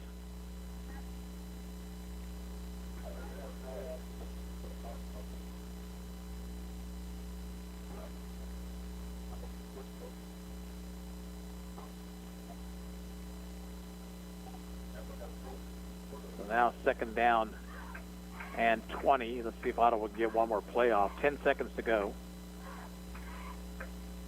McCullough across the middle and had a man open. The pass was dropped. And that is the ball game. Final score here from Steve Grogan Stadium. Spring Hill 54, Ottawa 7. And we'll wrap things up in 2 minutes. You're listening to Cyclone Football on KOFO. Eddie Thompson came to Arvest Bank looking for a new checking account. Let's hear what happens. So Eddie, that's my Blue Checking. With free Blue Checking, you get e-statements, access to our Arvest Go app. Wait, by free, you mean it's free for the first 6 months or something? No, it's actually free. But what about monthly fees? Nope, no monthly service fees. Wow, that's really helpful. Very helpful. Free yourself from monthly fees with free Blue Checking. Arvest Bank, ready to help. Ottawa University has positioned itself as a distinctive and rapidly expanding institution, known for its innovative educational models, exceptional value, and special ability to prepare diverse student populations for lifetimes of enlightened faith, exemplary service, inspired leadership, and personal significance. With numerous undergraduate and graduate degrees in business, education, arts and sciences, athletics, and more, you'll gain the specific expertise you need for a lifetime of significance and prosperity. Find out more by visiting ottawa.edu/OUKS. This view was worth a hike. Right? And it's a good way to stay on top of my health. Yes, I'm Cologuard, a prescription colon cancer screening option for people 45 plus at average risk. Have you screened for colon cancer? Not yet. Don't wait. It's more treatable when caught in early stages. Tell me more. Cologuard is non-invasive and it's used at home. It detects altered DNA in your stool to find 92% of colon cancers. 92%? Yep, even those in early stages. This was seen in a clinical study with patients 50 and older. Any positive result should be followed by a diagnostic colonoscopy. False positive and negative results may occur. Cologuard is not a replacement for colonoscopy in high-risk patients. Do not use if you have had adenomas, have inflammatory bowel disease and certain hereditary syndromes, or a personal or family history of colon cancer. Most insured patients pay $0. Ask your provider or an online prescriber if Cologuard is right for you, or visit Cologuard.com. I'm in. Cyclones fall in their homecoming game tonight, 54-7 to Spring Hill. The Broncos scored on their very first possession, which came on the second play on their first possession after recovering a fumble on Ottawa's first play from scrimmage.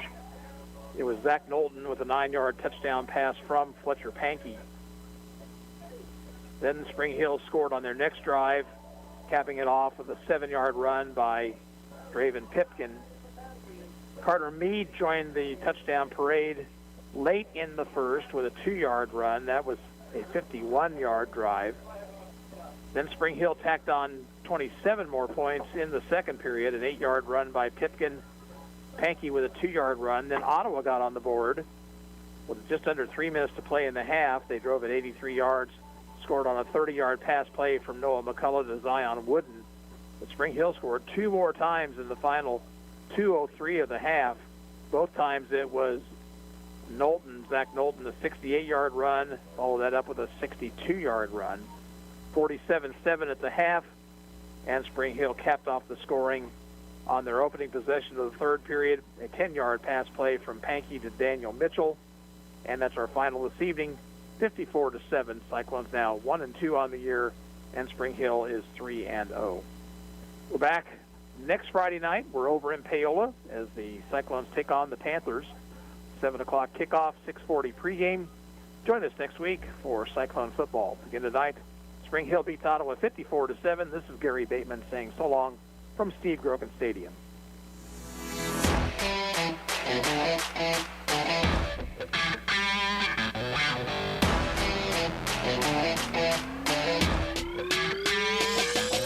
Thank you for listening to this broadcast of Ottawa Cyclone football on KOFO. Brought to you by Advent Health Ottawa, CarStar, Kansas State Bank,